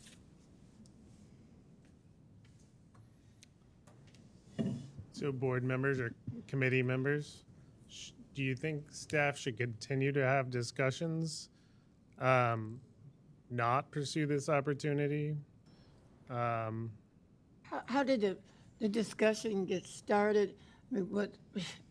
Pete brought this a few months ago up in committee, and some initial discussions occurred after that. So one Red Bank came and just to educate staff a little bit, say here's what the Okay, details so are. it went from, I remember Pete Yep. making his statement. So it went from Pete to the staff. And so this is the first time we as a full board are hearing this discussion. Yep. Then I suggest that we have a committee of this board be a part of those discussions and come back and make a recommendation to the board. I don't think I don't Yeah, think. I mean, to I'm be in a clear, right, so position there haven't now. been ongoing discussions. It was sort of just to be able to frame it for the board. So there's not. Oh. So the question is, do we want them to have ongoing discussions? Oh, okay. Yeah. And so, and I think perhaps so, right? But and how we want to shape those. How you want to right. do it, so that there's a recommendation, because I mean, come on, we're taking on Uber and everybody else. I mean, we the big boys out here right now. Yeah. So do we want to keep growing that? Yeah. Do we still want to expand on that, or do we want to now focus on other projects and programs? I don't know. I think maybe it's not, I'm not sure that I think it's the time to consider what the partnership could look like in the future with a stabilized, company that's got all of its financials together, and has perhaps a more targeted vision and whatnot, and what that could look like moving forward. But I'm not sure that it should involve increased amounts of conversation for something that we don't, that wasn't originally what we promised our voters, to concentrate those dollars in this area. I think a couple things to think about here in terms of framing.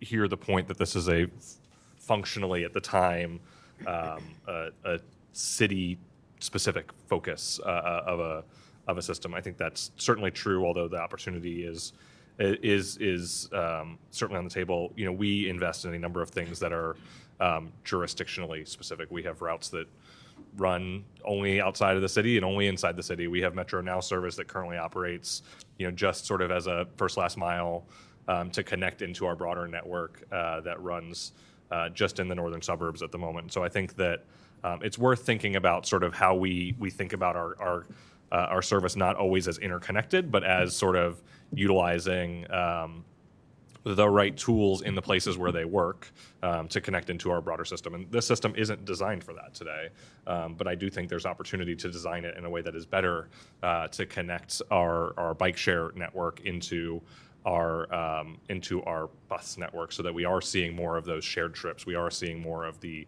ability to use a bike to get to a bus system, whether that's to leave the urban core out into the burbs, or if there are places where it makes sense to have a small network of bike share stations to connect into our first last mile, into our, whether they be express or local routes. I also think I think that's the most important piece of it. I do think that on the ridership front, it feels small compared to what we do. Although if you dive down into any number of our other small pieces that make up sort of our component parts, I noted during the last presentation, the Metro Now ridership is about 175 rides a day, right? And that's an important core focus of what we do as a transit agency. That's not that dissimilar from the number of rides that we're seeing on a bike share network in a different geography. And so I do think that there's some context when you go sort of big global sort of scale, metro scale, to down to sort of the small geographies. And I appreciate that. I think that but numbers also tell. I mean, numbers tell the stories. The quantitatives should always lead. They should lead when we're talking finance, when we're talking economics, and then, thereby the qualitatives come. So to compare our bread and butter and what we've been charged to do in our main core responsibilities to something ancillary that's not within our wheelhouse, I think could be quite dangerous, personally. I think that you have to be very careful about how those supportive structures can look and can help the greater organization move forward, versus trying to put too much energy, time, and dollars behind something that's not our core competency either. I have a couple questions for you, sir. I'm back. What kind of contributed to that spike in expenses from 22 to 23, and what do you anticipate kind of the shutdown doing? That's my terminology. Shutdown doing in 24 to the expense number from 2023? Sure. We're using pause because I'm trying to be positive, right? But I feel it. Sometimes I say shut down too. It's like in my head. So the major spikes, couple things. Number one, as we all know, inflation is driving costs up, right? Writ large everywhere. So costs were larger in that space. We were also executing on the end of a grant that we had not spent money for. There was $125,000 that we were sitting on that if we didn't spend in 2023, I had to give back. So we leveraged that to make massive impact.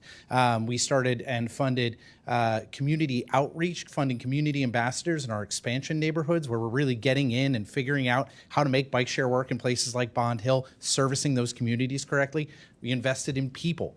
Obviously, we had to raise wages massively at the end of 2022. We had to hire people. We had to provide benefits. Those costs are kind of ongoing. That $125K is going to just drop right out of our budget. That's going to bring us back down. So that's why it looks overinflated. But you can see that actually in 2020, we were financially managing our partnership with our sponsorship. We held on to that money. And that's why you see like payments in arrears on 21 and 22 for half of that sponsorship that we should have received in 2020. We had built a war chest.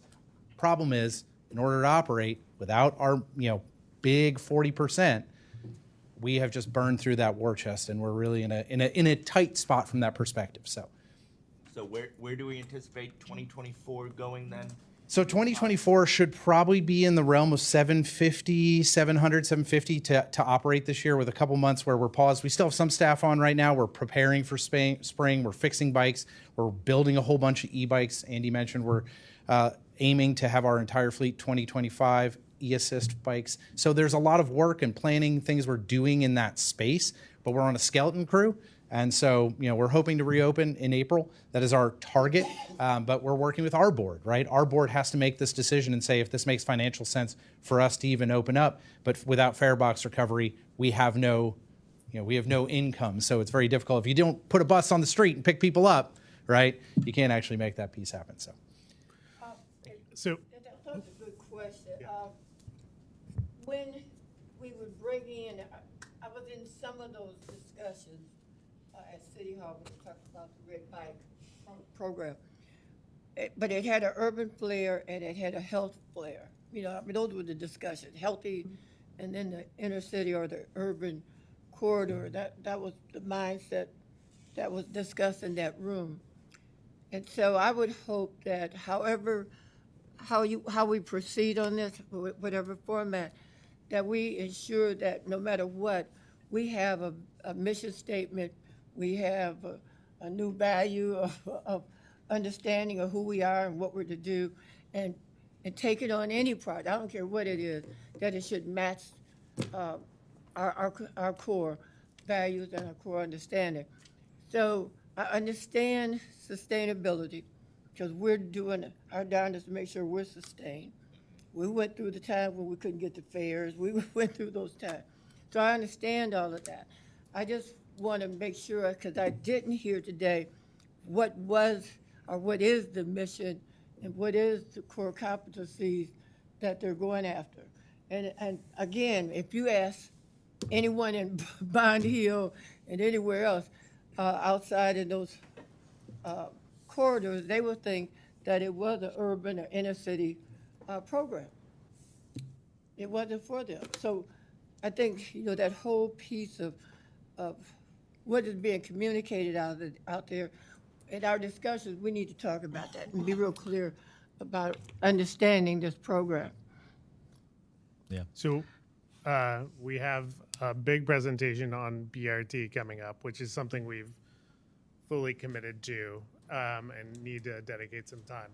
I could talk about bike share well past noon, and I would, probably all the rest of the day, because I find it fascinating. Yeah, it is. It really is. I'm hearing, if I can sum up a little bit, a lot of doubt and uncertainty about how our system and Red Bike, connect. Perhaps one meeting. Oh, Sarah wants to get in before I. Okay, go. But I didn't get a chance to speak She yet. saw where I was going. She's like, I'm going to nudge him. So, I'll be quick. I am interested in how Red Bike fits into an integrated transit system in our region. I think there's an important role for Red Bike to play. So I'll say that as the overarching. I am curious to see if we spend some time looking at ways that our systems can mutually benefit one another. I'm curious to have that conversation if staff capacity allows for that, because I know we're doing so many other things right now. I'm curious to see and hear more about the specific low-hanging fruit items that we might be able to address that don't cost anything. You mentioned the transit app. Just what else is out there from the low-hanging fruit that we can do to help each other. I am also curious to explore those last mile conversations, and are there opportunities now to better connect to employment sites that don't exist? I'm talking about low-cost things. So I would be in favor of spending a little bit of time exploring this through a committee structure. There are a lot of questions I have about sponsorship, about a plan to increase ridership. I'm really surprised to see how few people use Red Bike for work. So there are lots of questions there, but I am curious for. And I think it's interesting because what is our role? Is our role to help them get more ridership? I don't know, right? So, but I think let me rephrase just because I think what was interesting is you said I can't remember exactly the words you used. I believe there's a role here. I don't think we know is the problem. We have suspicions about how people use it and why they use it and why they might use a bus or not for this. And I don't think we have enough information to know, right? I think there's a little bit of a romanticized vision of bike share. I truly believe it. But I think there is potentially a role to play. And so I would be where you are. Let's have the team talk about how it can work together, how can it enhance the bus system rather than, I don't believe our role is to make sure bike share survives independent of any other network, right? But I do think it's worthwhile to say, how could we make it work together? And I also say, and maybe this isn't good, but we're not in the business of just writing big checks to outside agencies. We did tax money, but I do think if we can make it say, here's how it works together to enhance everything, and we would probably want to have some more financial control over decisions made, right? There's obviously, you got to hit a little ahead of yourself, and the sponsorship went away, so that's, that happens. But I believe it'd be worthwhile to do a little bit of study to say, how can we enhance the metro system through this? With that, but staff has to let us know how distracting it could be. Yeah, exactly. So coming back, I was going to say what they just said. I think it's worth another meeting that should really deeply focus on how do these connect and address the hard problems, like the 2-hour limit, right? That I don't know what the solution is there, but it doesn't make first mile, last mile work. And I was a bike commuter back in DC in my younger days, and I love bike share, and I've been involved with it. And so I can come up with very specific instances where it would work. Like in DC, I would bike to work because it's downhill, and then I really hated biking home. That's where I love putting. That's what I do to soccer games every Saturday. I do that to soccer games. I bike there and bus home. Yeah. So there's that. We're going to Wasson Way and getting on a bike and riding for a while. But I think we need very clear. These are the connections, the low-hanging fruit, and in one meeting, and then also understanding of what the consortium of support is that's coming together and what role we might play in that, and have it come back to committee for some further discussion now that we have this understanding. Sound good? All right. No action on the Thank you vote all. there, but thank you very much for your work Should on we make this. it part of the infrastructure bike and right of way? But yeah, it's a tie. That's more physical infrastructure, but we can talk about it. We These can talk meetings get about so it. long. Yeah, yeah. But now we're going to talk about BRT. So thank you very much, Khaled. And then we'll get to our 400 action items. All right, I'll make it quick. All right, so hello again. BRT, Bus Rapid Transit. just a quick background in terms of the different phases that we have to complete before we can start running BRT on the streets. There are three main phases. Planning phase, which is to plan, which corridors benefit from BRT service, what the exact alignment is, and where the stations should go. And then after the planning piece is done, is the project development phase, where we actually do the actual engineering, architectural design of the stations themselves, the infrastructure, the technologies that will be used, as well as the service that will be put on the street. Once all of that is done, then of course we can start the construction, and then we start operating the service. Next slide, please. So where are we in that process? Phase one, the planning phase, that's been completed. Back in July 2022, we started the study with our consultants, and that was concluded last summer, where we looked at 4 corridors that were identified in our Reinventing Metro Plan: Montgomery, Reading, Hamilton, and Glenway. And we selected the first 2 to receive BRT, namely Reading and Hamilton. And based on that, we developed the locally preferred alternatives in terms of the alignment where the buses should go on these 2 corridors. And then in February of last year, you, the board, approved 2 resolutions authorizing the expenditure of $19 million to cover the project development of the Reading corridor, as well as another resolution to authorizing expenditure of $70 million to cover the project development cost for Hamilton. And in June 2023, based on the planning phase, as well as on those 2 resolutions that the board passed, FDA gave us the green light to enter into what we call the project development phase.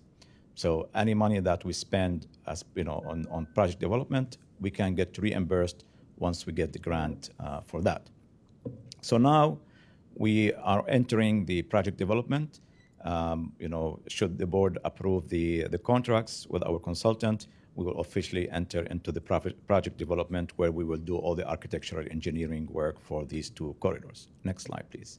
And we expect that to take us, in terms of the design, the construction, about 3 to 4 years to complete.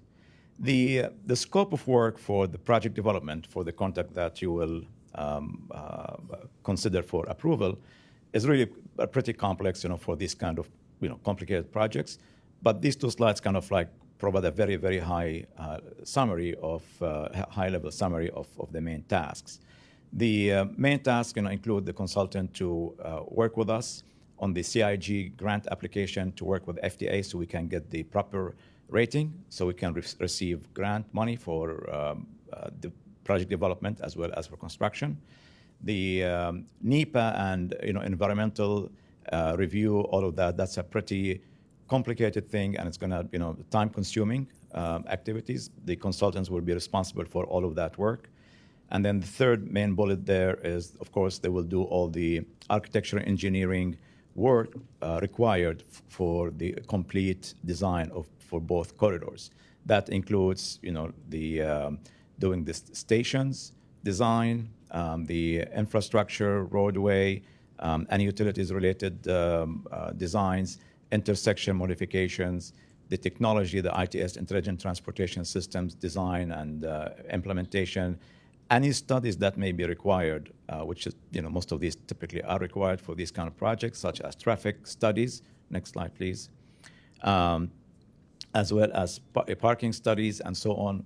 The consultant will be responsible to complete all of that, as well as they have a big team as part of the consulting team, sub-consultants, to do the public outreach, marketing, and branding coordination.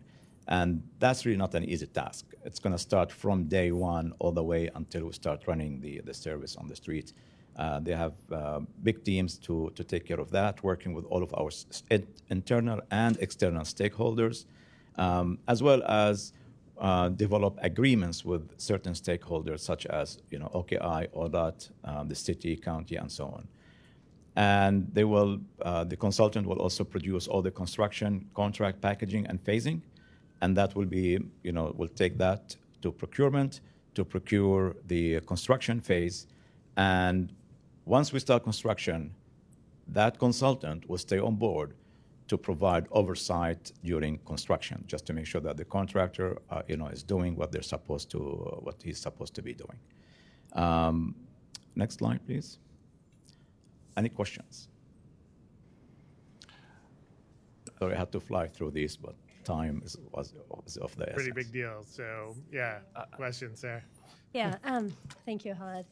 I would like to ask, and this is kind of following on Ms. Robinson's point earlier about the brand refresh, but it's related to this topic. If you could, during this process, bring the board along throughout the project development phase. The things that I am a little concerned about are the fact that BRT is going to mean major changes to the built environment, obviously, especially in neighborhood business districts. And I think that's an area of concern that people in the community have, and how that's going to impact small businesses and the user experience in the core of our neighborhood. So I don't want to be in a position where we're presented with design plans at the end of the process. I'd like the board to be brought along when it comes to the process, the community engagement. Who are you talking to? What do the designs look like? The approval and decision making. Not that we're going to be so in the weeds, but I don't want it to be all presented to us at the end. I'd like to be brought along. Sure. Excellent point. And thank you for raising that. And certainly that's our intention, because it is a big deal to our community. And I mean, the board really holds the final approval on many of these things. That's our intention, is to keep you engaged, if not on a monthly, bi-monthly, basis. And in addition to that, one of the very first tasks that the consultant will be working on is help us form our stakeholders committee, which will include representatives from all of those communities that may be impacted by this project. So it's just city, the county, the municipalities, other entities as well, private entities as well. And they will be heavily engaged in that process, because to your point, we want to make sure that it's going to be as smooth as possible, because we know these projects are never smooth and you have so many wrinkles. So we want to make sure that all of these individuals and communities are included in that process. But yeah, thank you. Thank you. Yeah, can I second that? Just to double underline it, whatever you want to call it. I have been a part of a lot of project stakeholder advisory groups like this in my time. I frankly have not found many of them to be substantive and really engaged in the hard decisions. And so I want to make sure that we get this right, because there are 1,000 small reasons that feel big in specific geographies along these corridors that can slow us down, stop this project in its tracks, or that can make it less effective. And if we don't manage those correctly, we will have a poorer outcome from a transit perspective. And I would really like to at some point have a deep dive in how we plan to do that, beyond just a stakeholder advisory group that a consultant's going to pull together. This has to be deep coalition building in these corridors and engagement. We have a tendency to hear from people who like our service when we do these meetings, and we will at some point hear from people who are not happy about this. And I would like to hear from them on the front end so we can address those problems rather than on the back end when they're fighting us. And that's going to require all of us bringing our relationships to the table, and that's going to require all of us to support you guys. But I'd like to really see that in a deep dive at some point. Yeah. I agree. You probably don't have that information right now. North Bend and Galbraith, North Bend, to Galbraith, is that part of our corridor that we're working on? I know you probably wouldn't have it now, but the city, I think, was working in that area, and they took a 2-lane and made it into 1 lane. And I see our buses really get stuck because they got those projectiles out there, and cars are, ran into them the whole 9 yards. But I've seen our buses stopped at one of the stops, and then trying to get back into the traffic because that 1 lane all of a sudden comes up on them. Yeah. And I don't know if that's part of our development or is that the city making that decision. Because the neighbors are really upset about it. Yeah, I think that's the city. That's the city, and but there again, it goes back Nothing's to been you. changed from our perspective yet because of BRT, right? It's all correct. But these are the planning. discussions Yeah. that are Right. going to occur over the next several years. Correct. And I think to everybody's point, the board has to be fully informed on what's going on because the board's going to have to play a big role in making this happen. Everybody here Yes. and everybody else who's not here is going to need to know and hopefully be on board and be an advocate for it. And then also bring back the concerns Yes. that we need to consider so that we can get this done because this is important. This is transformational Yeah. Right. for our entire system. Yeah, I would say two things. I want to agree with Pete, right, that we underestimate the engagement, and we tend to always talk to people that love it all and say whatever we do is a good idea, which just isn't true, right? I think we're going to have to be proactive as opposed to having people, we set up meetings and wait for you to come.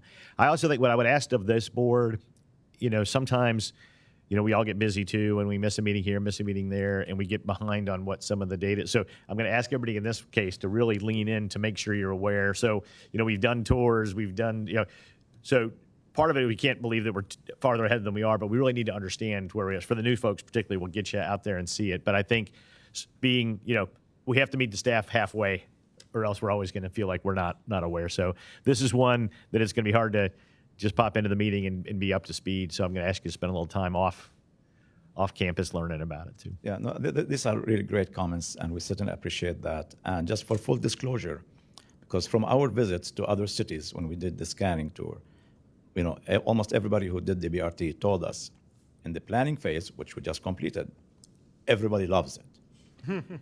Once you start in the project development and construction, they're going to go up in arms and they're going to hate you and it's going to be all over, right? And then once it's complete and the service is running, they're going to go back and loving you again. So this is just, to give you a heads up. Phase. So, yeah.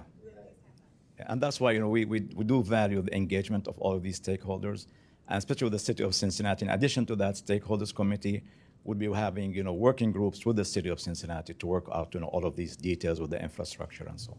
Thank you. In terms of months, how long will it take what do you all have planned and projected for those stakeholder conversations?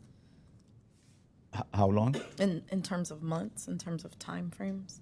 Well, once we get these consultants on board, hopefully by early March, that's really the first thing that we're going to work on is get us, establish that stakeholders committee. So we hope that by end of March, early April, we'll have the committee established, and then we're going to start meeting probably monthly, more so if need be, depending on the activities, and that will go through until we finish construction, which is end of 2027. So this is years and years. Yeah, it is years, correct. So speaking of that, I think we have an action item, number 14 on this. So if we can go a little bit out of order, I would suggest we keep all that up there and move over to 14. I don't know if Andy, do you want to guide that? A little context, exactly right. I think we wanted Khaled to give you a sense of where we were in this process, right? And just remind you all that we had set aside $36 million from a budgeted perspective for this project development phase. We're at the point now, we've gone through the procurement process, and we're going to recommend a vendor and a consultant team to move forward with project development. This is a multi-year, right? 3, 4, 5-year project. So it's unusual in the sense that we don't have an exact dollar amount for every unit, half hour of work and number of copies that are going to be made over the next 4 years, right? What we do here is that we do a request for qualifications. This is an architecture and engineering contract, which requires us to use the Brooks Act when we select consultants, which means that we must select the team that is determined to be the highest and best qualified, that has the most expertise and expertise and skill to implement the project. Once we identify the most qualified, we then begin breaking the project into bite-sized tasks and then negotiating over the scope for those individual tasks. There are, I believe, 7 main buckets of tasks that will be accomplished over the next 3 to 4 years. We want to begin negotiating with the consultant for that first task, but we need your approval of the procurement process and the contract. We're asking for the whole 4 years, not to exceed the $36 million, and we'll negotiate those individual tasks as we go through the life of the contract. On 14.1, you'll see the action item that kind of details our process. We had 2 extraordinary teams. There are 2 names here. Those 2 names are the leads of teams that include over a half dozen different consultants. Those teams put together really terrific proposals. We were in really good, I guess what I should say, we had very good response, which made us feel that we could choose either of these 2 firms given their level of expertise, but there was one that was deemed more qualified. So that's what we're doing today, is to set out, as you know, you have the matrix of all of the procurements that we're hoping to approve today. This clearly is the largest one, and we wanted to kind of set that context first, explain a little bit how the procurement process will work for this particular project, ask if you have any questions, and then ultimately seek your approval to move forward with the selected consultant. Yeah, and another point with respect to DBE participation, given the size of this project, we did the appropriate analysis and set a DBE goal for the overall project.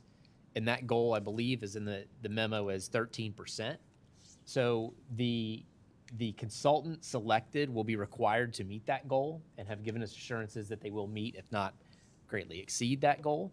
And that will happen with each phase of the project. There are different sub-consultants that are brought in to do different work, and as that evolves over the next 4 years, we'll hold them accountable to meeting or exceeding that goal. And those qualified DBEs are identified members of their team that was part of their proposal. So they have a fleshed out plan to engage those firms with each step of the process. These firms are located. These firms are located where? Firms are located. You want to talk a little bit about that? They have local offices. They do have local. I Correct. guess that's Yeah, the lead firm has a local office. Okay. Yes. And some of the DBE subs, they have local offices as well. Yeah. And if I may just point one thing out, that even though we did receive only 2 proposals, but the vast majority of the qualified firms who can do BRT were on these 2 teams. Okay. Can I just ask, because I know as I was reviewing the other items, there's reference to BRT in the public relations consultant contract that we have in front of us too. Is the expectation that these 2 things are linked? Is that sort of just in our normal day-to-day PR services, and then there's sort of more on the engagement through the BRT contract? How do those things relate to each other? There will be coordination. I think Colette can speak a little bit. Yeah, coordination, and they provide whatever material is required and so on, but there'll be quite a bit of coordination. Okay, thanks. Yeah, it's the thing we'll be talking about the most. What do you want this? Yeah. Okay. Is the 36 million the my total procurement. cost They'll of come here with- this I know what you phase, want. or is this a portion of it? Total cost for this phased project development. Remember, we had to say we were willing to spend the whole cost as part of what we did when we made the application. We don't expect that ultimately that's the way it will work out. I was corrected to say 36 million is the total estimated cost, just in case there's, but it's a 3-4 year period project. So it's certainly not to exceed cost, because that's but all the authorization. The goal is 36 million, correct.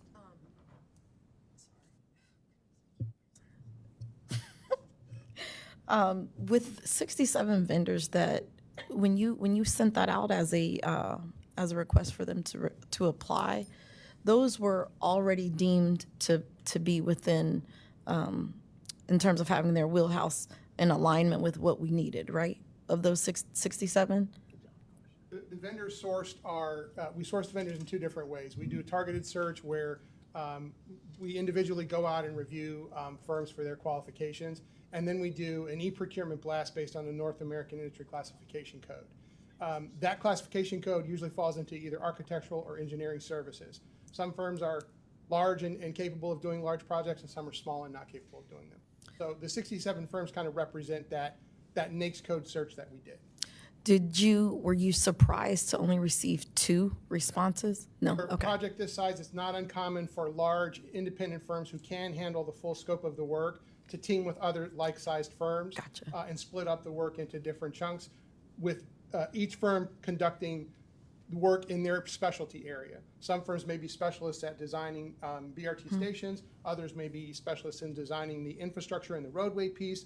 All those firms will team up and each one will tackle their own specialty. Could we just see that? I would love to see, of those 67, if, 9 of those were, kind of merged to deliver with their level of expertise on that project. I'd love to see kind of what that looks like.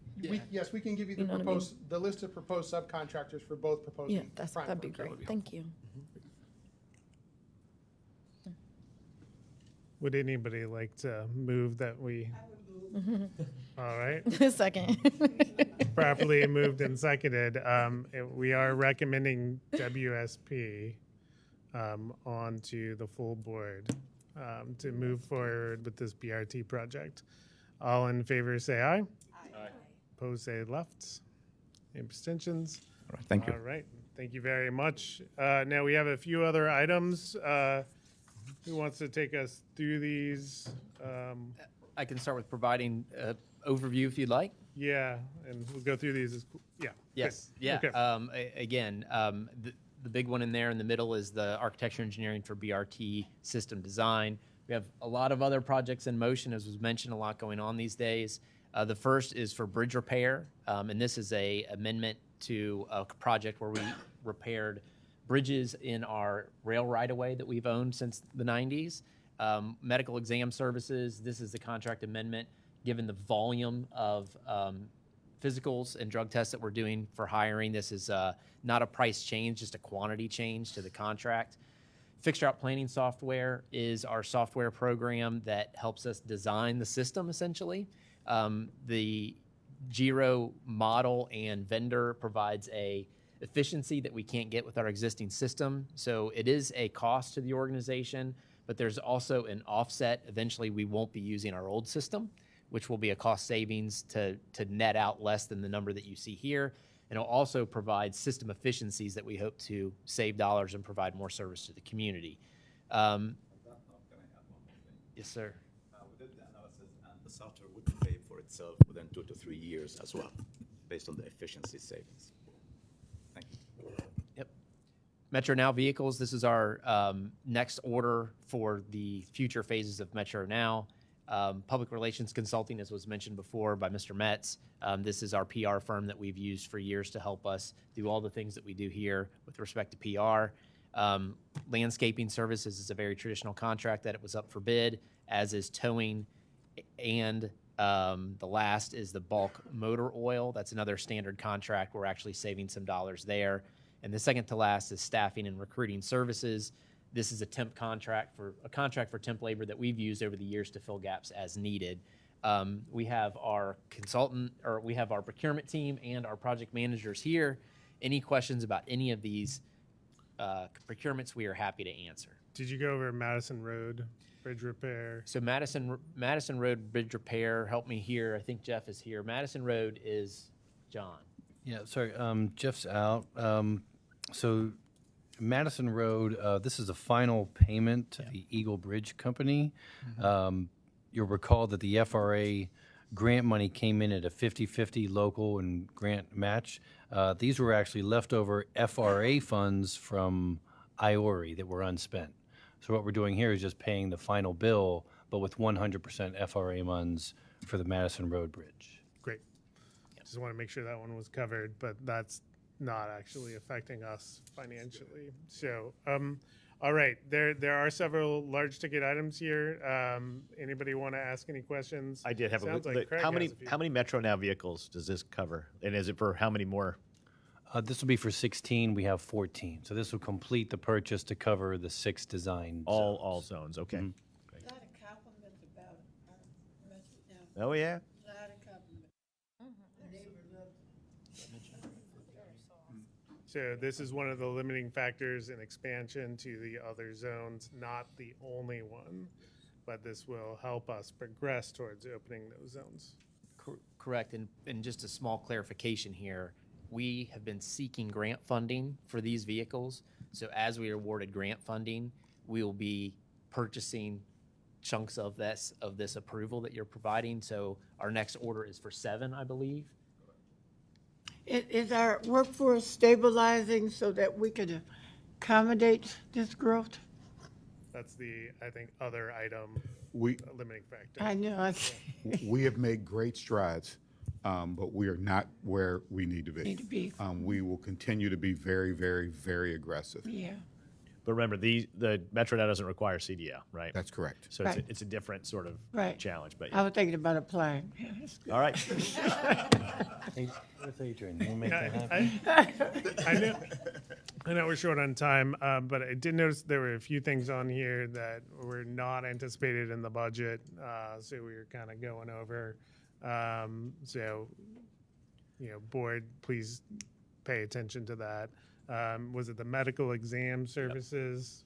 Was a pretty hefty one, and kind of is hitting us this year to finish out that contract. Were there any other significant ones that were unbudgeted or over budget? I don't think significantly. There was, I believe, a $36,000 overage on a contract. I'd have to go back through and find. Yeah, the medical exams, I was surprised by that when I was reviewing that. I remember, I don't know if it was a couple years ago, we had a really great, like in totality, we had a really great comprehensive medical healthcare services. And I thought there was something that they had offered and built into that they did a screening that was free of. Yeah, there was like a free, this is free, different, right? free, and so now I feel like we're kind of getting, this is the we're kind of getting, now we're kind of having the payback, and if you will, because that was not an added expense. I remember, unless I'm confused.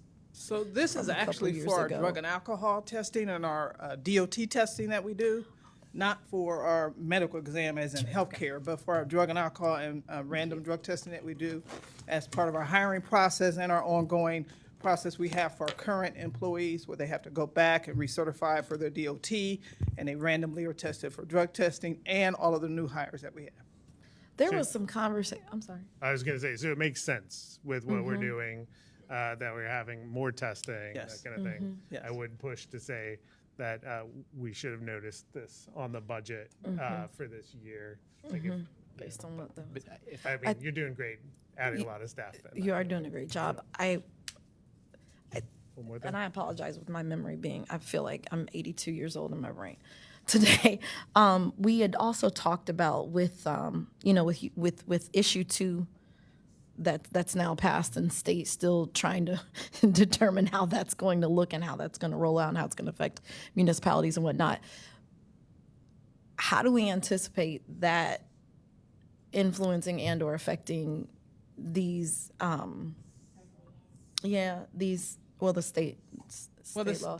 Because we still say that you can't be under the influence Right, regardless, because correct? we're still federally funded, and as a Right, federally and so funded organization, we still have to abide by, it is a level, call it level 5, I guess we call it, drug. So we still have to, it's still illegal, and you still cannot drive under the influence of, and even if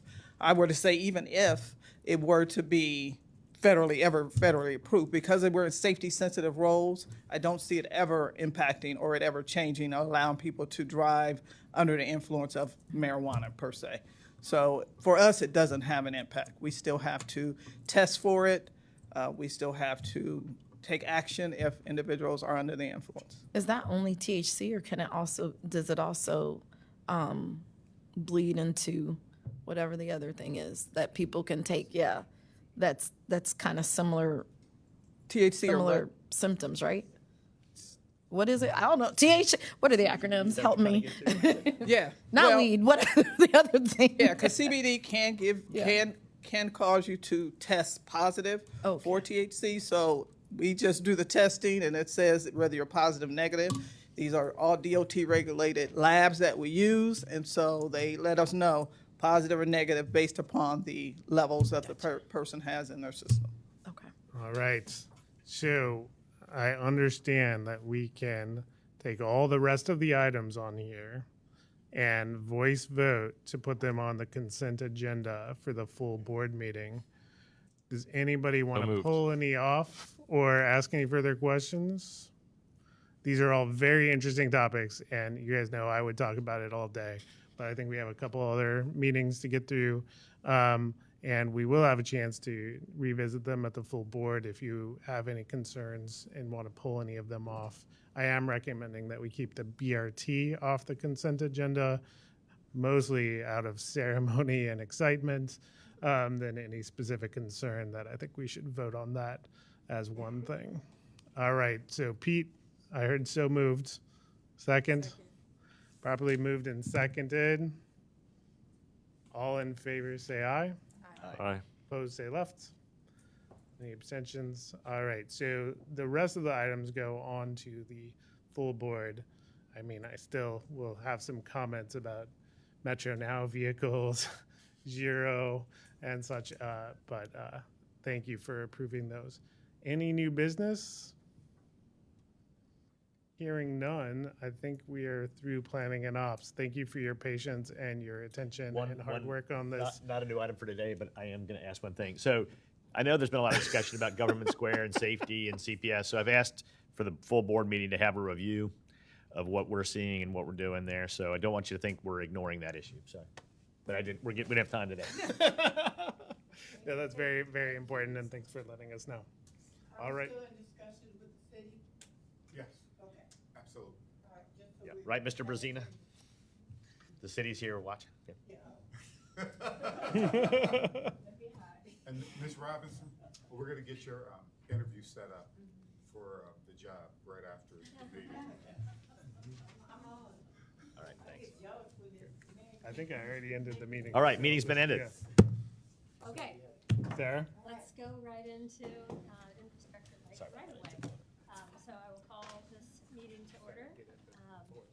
I am not seeing minutes in my Govenda. Yes. Should we come back to that? Yeah. It didn't look like they got loaded into Govenda, so we will. I think she's adding them right now. Okay. There they are. Just brought them up. All right, let's take a look at the minutes from the September 19th, 2023 meeting. Anyone have any comments about these minutes? If not, I'll make a motion to approve the minutes. That was a long time ago. Right, I'm 82. I don't know. All right, all in favor to approve the minutes from the September 19th meeting? Aye. Thank you. Okay, we've got a few things this morning. Very exciting annual report from the third year of the Transit Infrastructure Funds. Pauline's going to walk us through the 2023 annual report.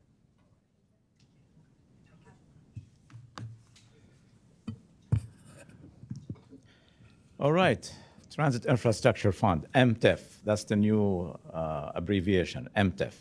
So there's no confusion about between TIF and the other TIF. All right.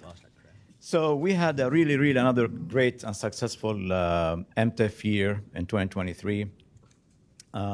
We did the usual call for projects March 1st of last year, and we received 38 applications from about 20 different jurisdictions, and that table summarizes the different jurisdictions. Some of them, submitted more than one application. Scroll down, please.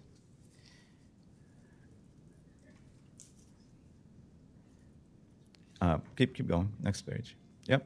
And this table shows all the projects that were submitted from the 20 different jurisdictions, and we went through the regular process of evaluating, each of these projects. The evaluation was done through our consultants, and they were scored and then ranked. And scroll down, next page. Helene, what's the highest score you could get? Is it at 10? 10. Is the way it works? I just want to make Yes, sure. it's out of 10. And At the end of the day, you know, we only had, you know, finite amount of money that we can disperse. And, you know, the total pot was about $42 million, of which $14.5 million was already dedicated to the Western Hills Viaduct. So that left about just over $27 million. And based on the guidelines criteria, we awarded these projects a full $27.8 million. The city of Cincinnati got 2 projects because they, you know, met their 50% cap. In addition to the $14.5 million, they received about $7 million in new projects. And then the other 19 different jurisdictions got almost all of their projects approved. So to date, with the past 3 rounds, we've awarded close to $300 million in projects. Next, scroll down, please. I think Greg asked about, or Pete, I think, asked about first-year projects. So this is a summary of the first year, and then the next table is year 2, where we are in terms of the progress of these projects. So as you can see in year 1, no, go back up, please. Yep. So year 1, about 65% of the projects are already complete in year 1. With the exception of maybe 2 or 3, the rest are under construction or in the bidding process. So we're making progress, and we can see the results, you know, on the street, literally and figuratively, I guess. The next table, please. Yep, this is year 2. As you can see, there are a few projects that are already under construction from year 2. The others are still in final design or starting their bid process. And before I continue, I mean, I really have to give, you know, huge kudos to Waleed. I want to stand up, Waleed. If it went for him, I mean, he's really running this program behind the scenes. I just take the credit for it. He's relentless, you know, pursuing these jurisdictions to submit, you know, their reports, their updates, and so on, as well as the reimbursements, and make sure that everything is done, you know, the right way and on time. So I really appreciate you, Waleed. Thank you. Next slide, down. Yep. And these are 4 unsolicited. I want to, you know, stress that unsolicited feedback from some of these communities. I'll just put them there for a second for you to read. I mean, they're commending, you know, the board as well as the staff and the program for helping out these communities. Next slide, next page. Again, a couple more from, you know, 2 other jurisdictions. And that's really great. It shows how much they're appreciating this program, you know, all of these different municipalities and communities, and it is making a big difference to them and their residents. Next. We'll just kind of slowly scroll through these. These are new pictures. I don't think you haven't seen most of these. Again, the before and after. The picture on the left is the before. The picture on the right is after, using, you know, the MTIF money to make all of these improvements. Keep scrolling down, please. Yeah. Keep going.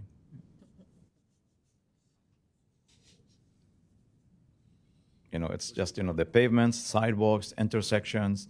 I mean, it's just wonderful, really. Keep going. Yep.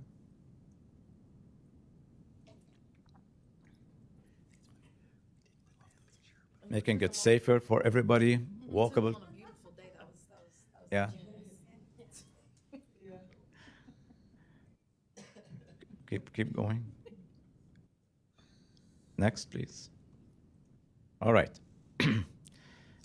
So far, and these numbers are about 2.5, 3 weeks old. So far we have paid about almost $12 million in terms of reimbursements. The vast majority of these were year 1 projects.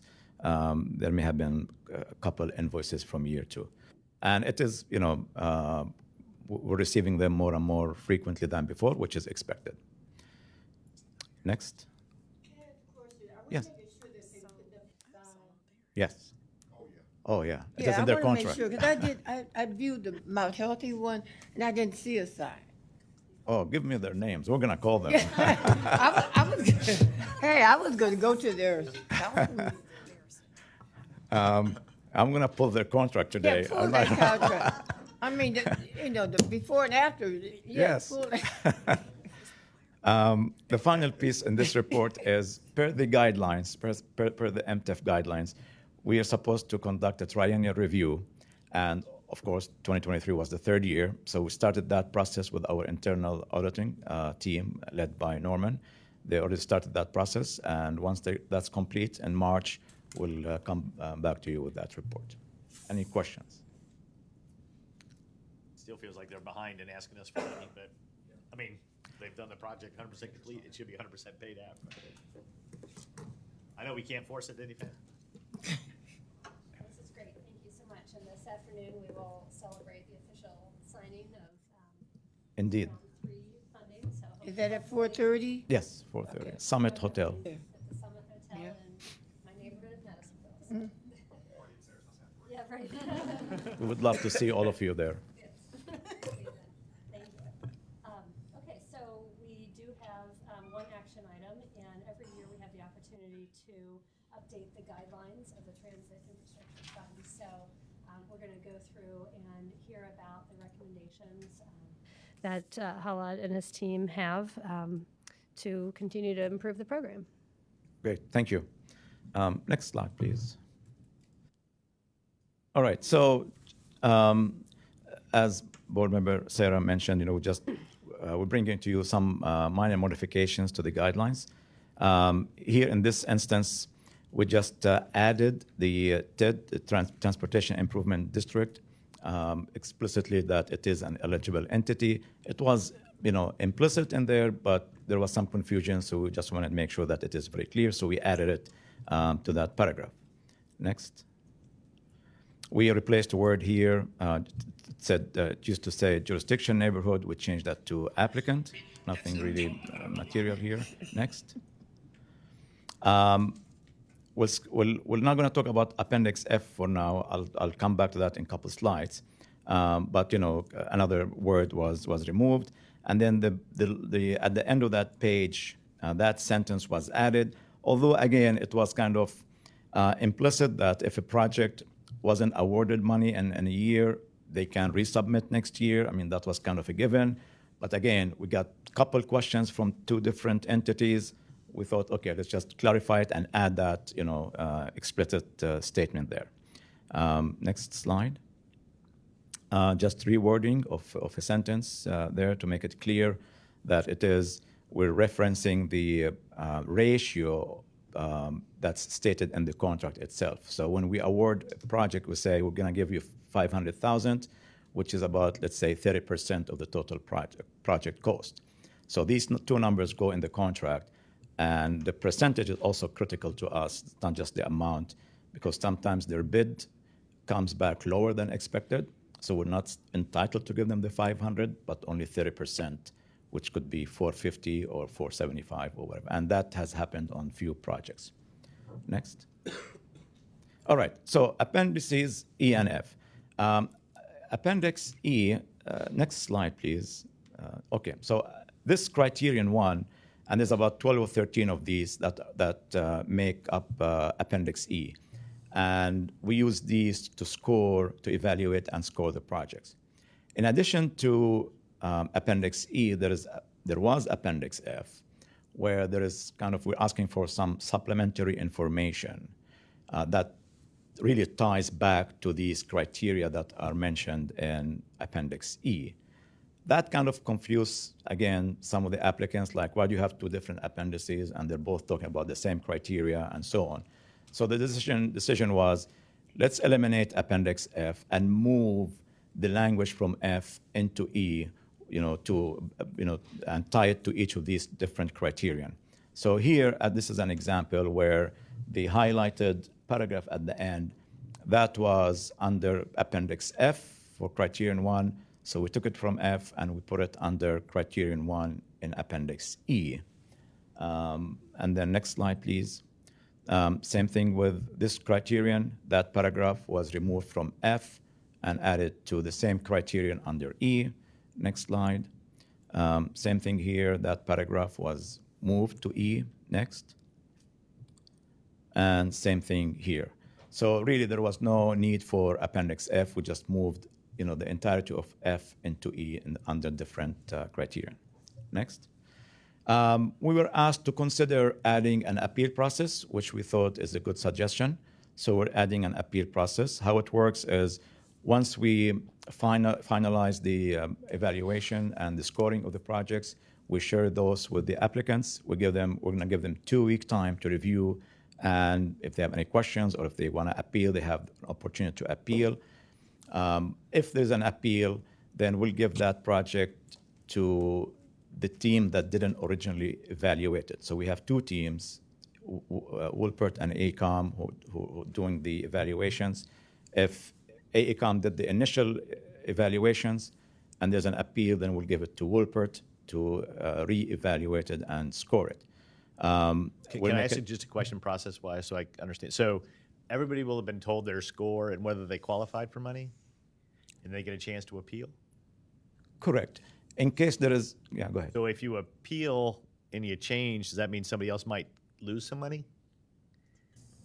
They may not be in the mix. Correct. Is this a common practice for grant applications like this?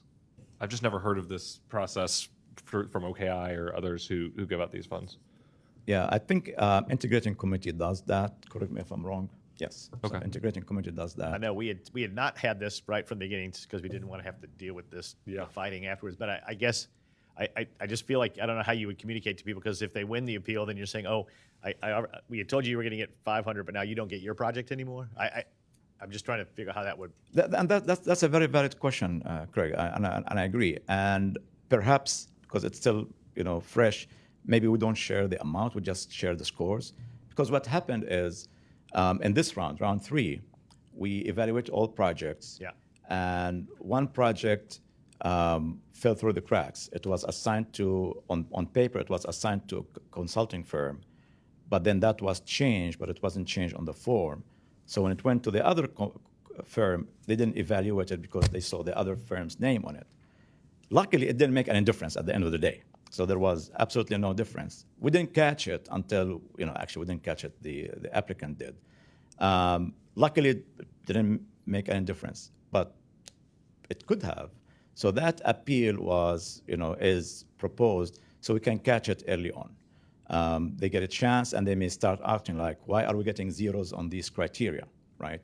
And then we just go back and check. I guess there's a difference. Hey, we just didn't evaluate you at all is sort of different than a bad score. And I think we need to have a way to check that and communicate that. But yes, I just be careful about what you're opening Pandora's box. And it's up to you. If you feel comfortable with this, we add it. If you think you're not comfortable, we'll just pull it out. There's another element too, right? How much does it cost to do the evaluations? And if you set up a structure where everybody's gonna, and you're allowed to reapply the next year too.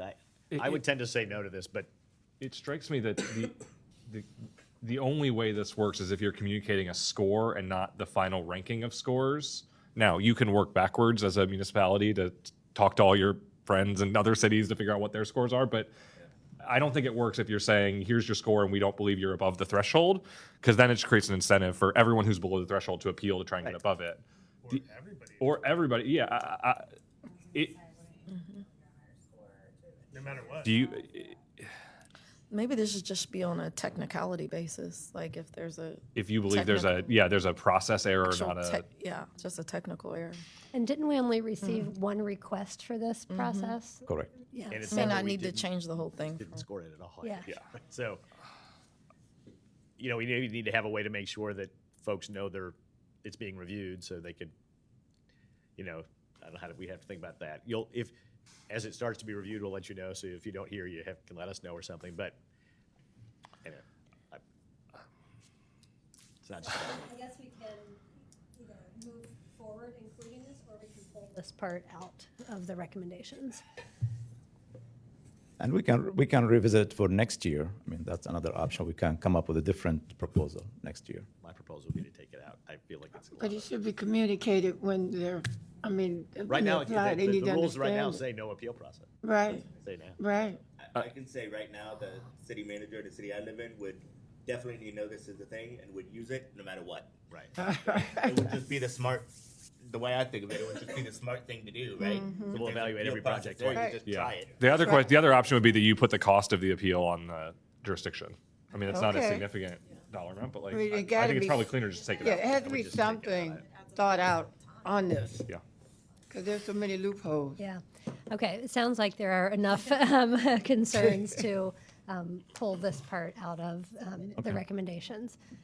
I think you still have some other Yeah, recommendations. just one more slide. That was the easy one, I think. Yeah. Listen, I am here for those pink little squigglies. Did you do that? know. That was like, oh, I was I know just how so to do that. excited. I was like, oh, look at Holly. Okay. It's like Barbie's in town at Metro. Okay, I'm done. All right. And we're also proposing or establishing a minimum score for funding. But again, just let me be clear that projects that receive low score doesn't mean that it is a bad project. It's just not as a higher priority or a bigger project than other projects that's received higher score. But the proposal here is to set up a cutoff point at 3.0.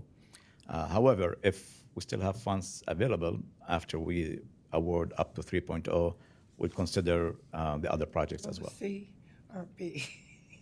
It's out of 10. I have opinions on all these things, so maybe I'll just share. I would not still award Four. projects that are below 3. Four, Once you set the minimum, because we have a reason what these funds are supposed to be used for. If you say, hey, we have nothing left, but you can do this that has nothing to do with the intended purpose, you're going to get yourself, there's risk there. So I think it, and I don't know if that is 3. I'd even might maybe raise it higher. That's maybe more of a tricky point, but I think that they need to meet the purpose intended. Or if you're getting really low scores, then they aren't meeting that purpose. So I don't know why we would fund them. So that means I gotta leave my block out. That's in front of my house. But you know what I mean. 3 I does think if seem. It's kind of the nature. There's only a handful of projects that have fallen below 3. I think that your point is a good one. Is what is that threshold? So I think there should be one. Yeah, I agree with It that. should be. Because otherwise, we're setting ourselves up to say, no, you're wasting this money on things that don't have Right. impact. Right. So And it's really the nature of the criteria.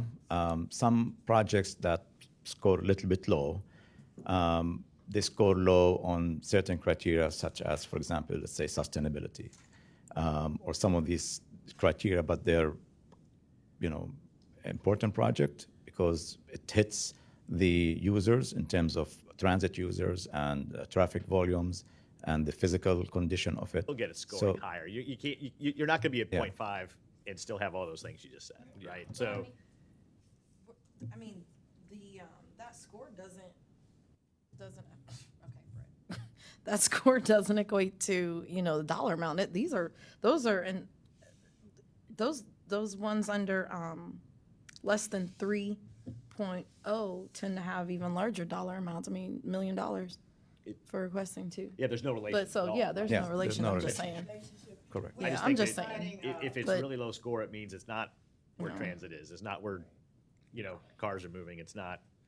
And I don't know that. So I would argue that I don't know that 3 is the right number. So maybe there's more thought there.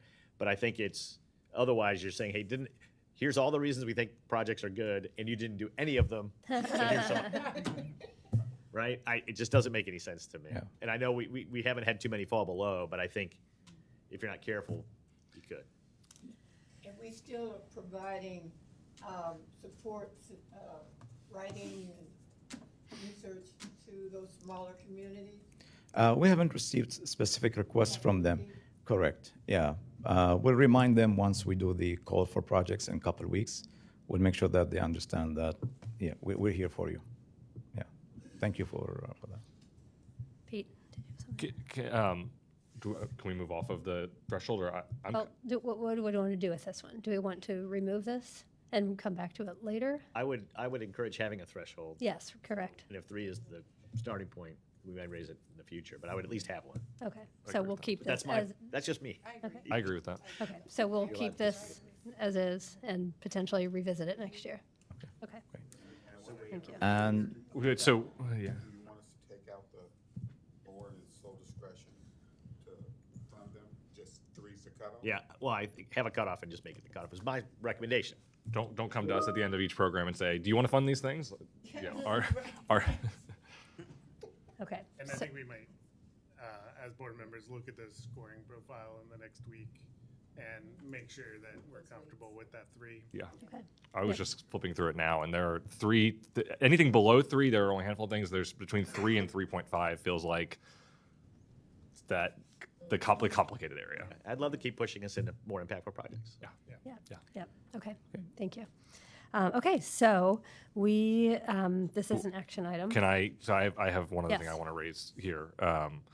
I raised this when we did the awards last time around, whatever that was, September, I guess, was when we had that meeting. The cost share, the sort of cost ceiling that any jurisdiction can receive in this scenario, the city of Cincinnati is bearing 100% of the Western Hills Viaduct project, which I've been working on that project for 8 years and have been in a bunch of meetings where the city of Cincinnati and Hamilton County have always been partners on the Western Hills Viaduct project. And so at the time I raised, what I thought would be more fair and to sort of this process would be that project be shared between those two jurisdictions. I recognize that probably creates it lowers the city's percentage, so it would mean they could get more projects. And as we saw in round 2, I think the city got up to 11 projects. And so I think there are 2 things that we should consider doing here. One is we should consider the Western Hills Viaduct a shared project between the city and the county because it's a county asset and city operated. They've been working together to get grants on that thing for longer than I've been involved in it, for decades. And so I think that's a more equitable way to handle the big elephant in the room. And as all of us who were involved in the levy knew, that wasn't just a project for the city of Cincinnati. It was a project for communities on the west side, for the county, et cetera. That does create an environment where the city can probably get an inordinate, inordinate's not the right word, but a larger share of projects as we saw in phase 2. And so I would suggest the other thing we should do here is cap the number of projects that any jurisdiction can apply for. I don't know if 7 is the right number, what the right number is. 7 potentially would allow for us to still have a threshold of 50%, have the biggest projects being shared by the jurisdictions who are working on it, but also set a ceiling for the number of projects a community can send, so they don't just submit 15 projects or whatever number of projects. We sort of try and balance it on what comes in and how much they're allowed to get to try and get to an equitable sort of distribution of funds here. That's been something that I've been hung up on for a couple months, and I think it would make this MTIF, which I'm going to get that right, MTIF program work well in the next round. So I wanted to put that on the table for discussion. Thank you. So this is something that we have discussed. It's come up a few times at meetings. I'm curious to know other people's thoughts and what you think about Pete's idea. I think the interesting thing, the 50% was not part of the original program, right? That was something we added. And the whole purpose was to 50% cap. Yeah, that was added. And I think the idea was to make sure you get, that the money gets spread across the county appropriately. I think there's a few different ways to do that. I don't know that the cap, the number of projects is tricky because you could have a $50 million project, right? But I think, for me, I think it's good and we're thrilled, right, that we've been able to spread the money across. What I might think about, rather, eliminate the cap, but say first projects for each municipality get a higher kicker. We have some priorities. I know. I think you could make it higher, right? So there's a couple different ways to do it. We want to make sure we spread the funds, but also the flip side of it is that I think a lot of because of where the buses go and where traffic goes, the projects in the city score higher, right? Correct. So you don't want to do projects. You want to do projects that have big impact at the same time. So I think there's a couple different ways to skin this one. And the simplest with the current rules is to say split the viaduct and let it go. But We can share some results in terms of looking at Pete's proposal, what the impact would have been on last year 3 round. Yeah. Because we do about 40 million a year. Correct. Right? So half is 20. If you do the viaduct, that's 14. Yeah, you have 6 left over, right, for the city. If you do 7, you have 13 left over. But that's certainly the board's decision. Yeah. Finance guy over here. And I understand that if the county were sharing in that cost, they would, in this last round, have lost 2 projects. Is that correct? I'm sorry, again. So if the county had been contributing in this last round, they would have lost 2 projects. You know what I mean? If I remember correctly, yes. I think that's what I have in my notes. So the impact to the county in this last round would have been 2 projects would not have been funded. Can we go back to that list? Yeah. I mean, I do think, personally, I think it's fair for the city and the county to share this expense. You could also choose to share it with the TID, which has been the vehicle that is also been a partner in this and is a county organization. Yeah, so there still would be 2 projects in the county. They would just be in the city, which is part of the county, not, Oh, you know what I mean? right, It's yes. It's a tricky. Right. Good point. When it says Hamilton County on the municipality list, is that the engineer's office who applies for those projects? Correct. Okay.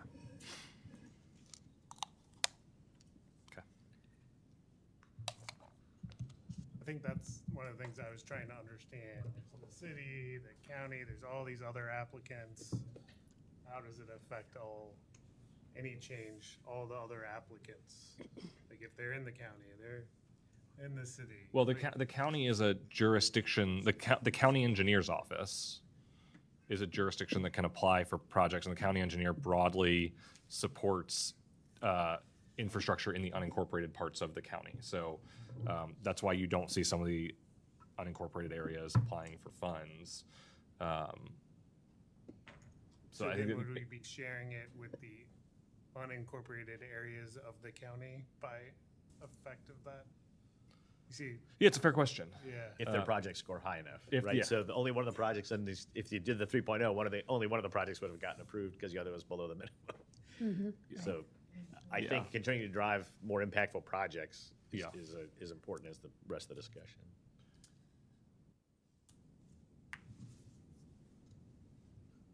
I'm not sure that it's, I think it's somewhat related, I guess, but also in driving the partnership, I thought that there would be more partnerships amongst the municipalities that we would see, and I don't think we're seeing what I was anticipating, especially how we rolled it out and how we had the discussions with stakeholders and trying to kind of put those corridors together. And I'm just saying that because I don't know is that something additionally we want to help move forward as well, which should also lower some of our dollars, because those projects can be combined and work together with those municipalities. Yeah, we have to be careful about what our role is in that, right? I think Gotcha. we haven't been wanting to get too far and say, hey, here's what you ought to do to apply, because then we become like Is there a score on that though? there can be if both municipalities said this is my priority. Like if we say, well, yeah, this there's a doubling Correct. of the priority score for that. Okay. But we've been very careful not to say, hey, you should do this application, because we don't want to presuppose that it's, but I agree. The other one I've been disappointed in is folks aren't using these as matching dollars as much as I would have liked to see them do. But some of that, I think, is a question of timing Yep. too, right? Are we putting this out at the right time to allow those dollars to be secured to go for an OKI grant or whatever later, or a state grant? yeah, I mean, there's not a perfect science to that either. no, and I think they could, but I think if it's $1 million project and I get $1 million from you, Yeah. that's what I do. Yeah. Right. So Yeah. I don't know if there's a specific proposal. Do you want to put a specific So proposal? I mean, I guess I can put in the form of a motion. I would move that we incorporate the cost of the Western Hills Viaduct project as a 50% share between the city of Cincinnati and the. I would look for direction from staff on whether that should be Hamilton County, the Hamilton County Engineers Office, or the Hamilton County Transportation Improvement District. But share that cost between the city and the county with some open definition for how we define the county. But that would be my first motion. Just leave that on the table for discussion.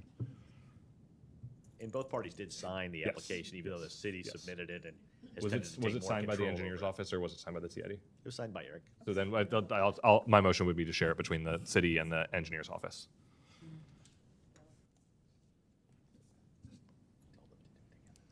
Okay. Is there a second? I'm second. Any continued discussion? Still with a 50% cap. I'm a little project was shared. uncertain about this Hamilton County entity and the consequences of that sharing. And I need to get a better explanation of that, or, you know, whether there's a different way to do it. Because I certainly don't want it to negatively affect a very small group of potential applicants in the region, right? Yeah. What has the county's engagement been? I mean, I see the city is here. What has the county's engagement been on this topic? I haven't talked to the county about this. We have met with the county integrating committee and the city to see if we could come up with a suggestion. We were not able to come up with something that we all agreed on. And I have told all of them it is the pleasure of the board as to how we move forward.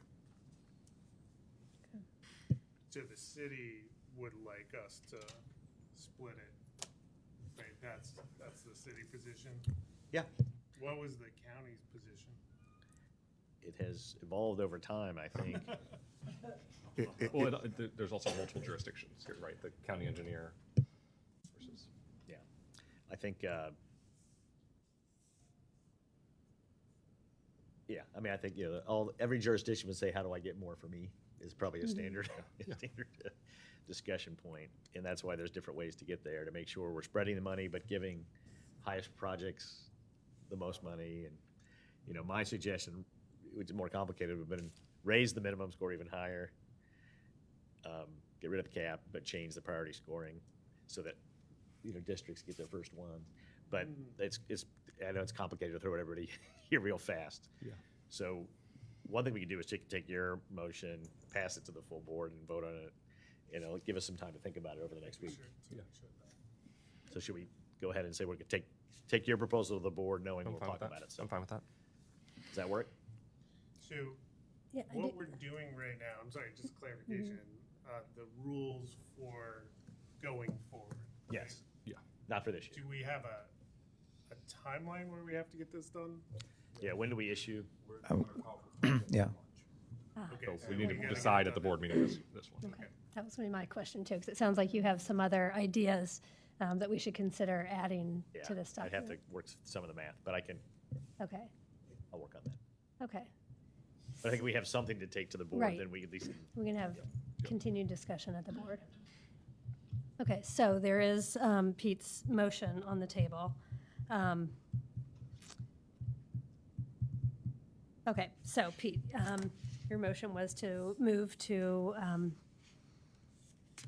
know what my notes say.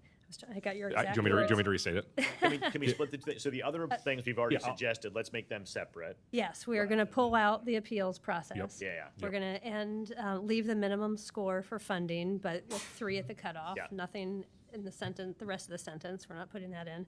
And then Pete's motion to share the cost of the Western Hills Viaduct between the city and the county. Yep. Okay. And we had a second. And how we recognize it, yeah. And now we'd like to move that to the board Yep. for discussion. Okay. All in favor? Aye. Okay. Did we do that right? Did I do that right? It's kind of like there's a consent agenda of all those first things. Yeah, and then right. this- And then we're bringing this other item Right, off which is the not a consent consent. agenda. Yeah, I'm fine. for- I'm That's fine. what I'm you fine just with that. did. Yeah, I'm fine with that. Pretty important, and The other I two. see all these different angles. Yes. Yeah, gotta contemplate it. I mean, Is you there gotta still get gonna be continued discussion with the county? Yes. Between now and our board meeting? I'm happy. Yeah. I'm Yeah, happy to be part of and that. obviously the simplest thing for us is for the city and the county to agree so that we can all be on a united front as well. But to be fair, we created this other dynamic by introducing the cap after these things have been approved too, so. Okay, Okay, thank you. Thank you. Is that it? Yeah, okay. Is there any other new business? All right, if not, we're adjourned. Thank you. we should probably get